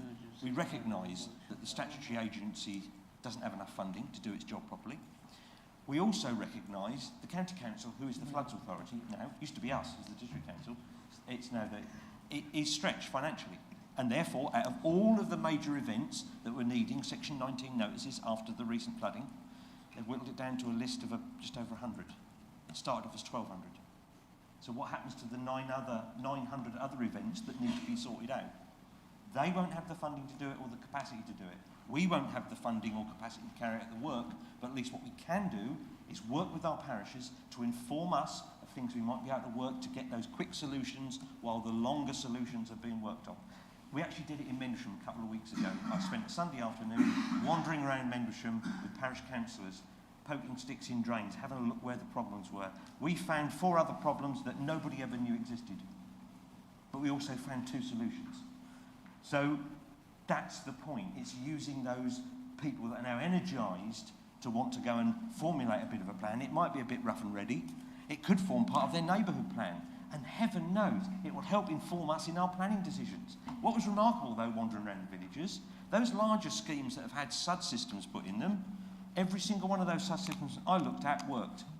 So congratulations, planners. We got that bit right. What it didn't work, though, is where they fed into. Those older systems collapsed, absolutely collapsed, because, one, they hadn't been maintained. Householders hadn't cleared out ditches. They'd filled in ditches without piping them. All that kind of stuff needs to be unpicked. And I don't think the County Council has all the resources. The Environment Agency certainly doesn't. We don't have all the resources, but at least we can open up that conversation with our parishes to work on a bit of a plan. I'll be voting for this motion. Thank you, Chair. Thank you, Councillor Stringer. Councillor Elkin. Thank you, Chair. I think in my ward every parish flooded, including my own very small village, which doesn't even have a stream. So I don't have any problem with Section 2, because to me all it does is call on parish councils to assess if they do have a flood risk, which I think is a sort of reasonable thing to ask people to do. And Councillor Lawrence's point about the cost, I agree it can get very expensive and complicated. Again, in my village, a little group of homeowners who flooded, parish councillors, a few other interested residents are getting together around a kitchen table to talk about what we need to do. We've been out, I think we've stuck our heads in every drain in the village now, my glamorous life. So that's what we're doing. We're mapping where the drain system is, we're looking where the problems are, we're helping older residents who can't clear out their own drains and ditches. So it can be very sort of simple and free, basically, and sort of address, it won't address the really big problems like we saw in Debenham, but it can do an awful lot to help sort of small communities be a bit more resilient and cope with the sort of force of water that we know we're going to keep experiencing, unfortunately, again. But I did want to just second what Councillor Winch said, which was the sort of urgent need for sort of hopefully fairly quick access to some expert advice, because I've got one very small village who have got very supportive farmers and landowners who are happy to try things that haven't been tried before to try and reduce the flood risk to the village. You know, having holding ponds, moving where ditches are, things like that. But they don't want to do something that's going to make it worse further downstream. And they're a very small community. They don't really know where to start with it. So a little bit of sort of rapid fire response of sort of do this, don't do that would be enormously helpful. And they don't really want to wait 2 years and risk getting flooded out again, you know, potentially multiple times before they can take some action. So I will be very happy to support this. Thank you. Thank you, sir.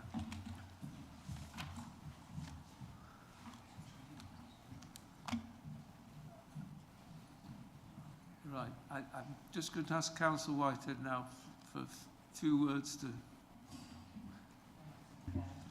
2 words. Yeah, well, I was certainly concerned about paragraph 2.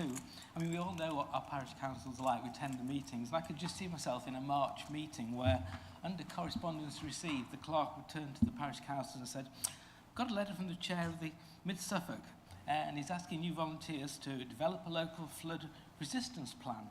He's suggesting weeks after you put your precept in for next year to go out and get professional advice and expertise. And they're very happy to assist in Mid-Suffolk. And I can think of a parish councillor and every one of our parish councils who would just say, tell them to beep. That's the reality. I mean, most of them would say, wait a minute, we pay national taxes, we pay our county council, we pay our Mid-Suffolk district council tax. You know, why should us as volunteers have that onerous task put on us? So I'm certainly concerned about paragraph 2. The rest I think I can support. Thank you, Councillor Whitehead. Councillor Weller, could you... Okay, thank you, Councillor Lawrence. Thank you. Thank you for the useful debate. I've suggested an amendment which I think we can agree with, to paragraph 2, so that we're not doing 2, but we're making a request of parishes. I think Councillor Elkins made a really valid point there around how actions needn't be expensive. They can be very local to what people understand as being their local situation and derive solutions arising from that. When I went to Councillor Davis's village during the flood, I don't know how comprehensive their plan is. They were really significantly flooded, but that community came together incredibly fast, incredibly effectively, and with great compassion for the people that were affected by flooding in that village. Now, I don't know whether they had a plan in place or not that made that happen, but I think there's lessons that can be learned from there around how these kind of grassroots types solutions can be derived without great expense. And I think that's kind of what we're trying to encourage.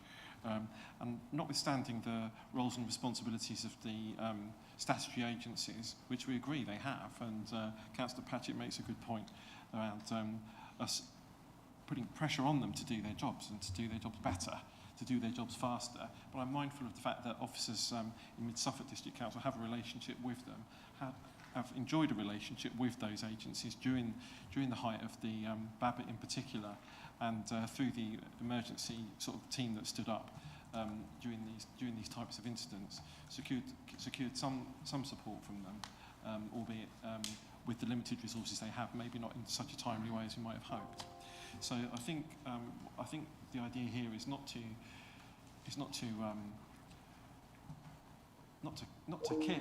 kick an authority who's trying its best with limited resources, by which I'm talking about the Suffolk County Council, but just to articulate our concern that we're reflecting that are our residents' concerns in this forum, and put some processes in place to deal with them collaboratively as much as we can. Thanks. Thank you, Councillor. Councillor Davis. I thought that I better speak from Debenham. Although it is quite still heightened emotion in Debenham with regards to this. In answer to the question, we did have an emergency plan. It was an old emergency plan. Nonetheless, people got together that were on that old emergency plan, and that is exactly what I think the council is asking people to do in this motion today. And that is to look around you and see what you have in your parish and what you can and can't do, and find and proactively find out what information you need. It is one of the reasons why the forum is taking place tomorrow in Debenham, because I asked for it and pushed for it and phoned up the county council and phoned up the Environment Agency and spoke to these people and said, we need to hear from you what we can do and what we can't do and what we expect you should be doing and what you shouldn't be doing. And I would encourage everybody to come tomorrow to ask their questions at this forum, because at the end of the day, we were worse hit. We will be going over what happened in Debenham, but nonetheless, there will be issues that are common amongst all parishes and all villages of what can be done. Thank you, Councillor Davis. Time is marching on. I would like now to ask the Deputy Governor to proceed with the vote. Thank you, Chair. I'm just going to read out the amended... That's fine, Chair. I'm just going to read out the amended paragraph 2, which now reads, this council calls on parish and town councils to actively participate in assessing flood risks in their communities and to work collaboratively with officers to develop or enhance all of the local community emergency response plans, bracket, not just in response to flooding, bracket end.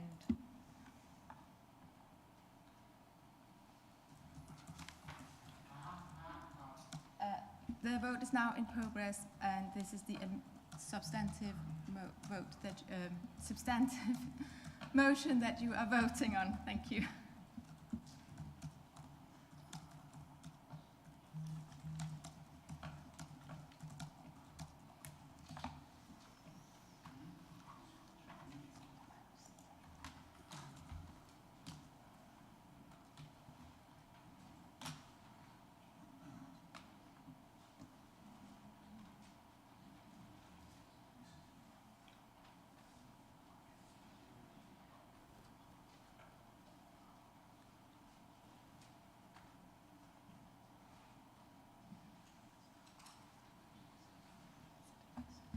Thank you, Member. That's 27 votes for, and that's carried.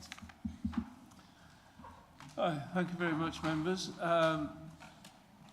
Just a word of caution before you get into a ditch. To clear it, please remember to take a short ladder with you. Speaking from experience. Right. Thank you again. The next meeting is on Thursday, the 22nd of February 2024 at 5:30.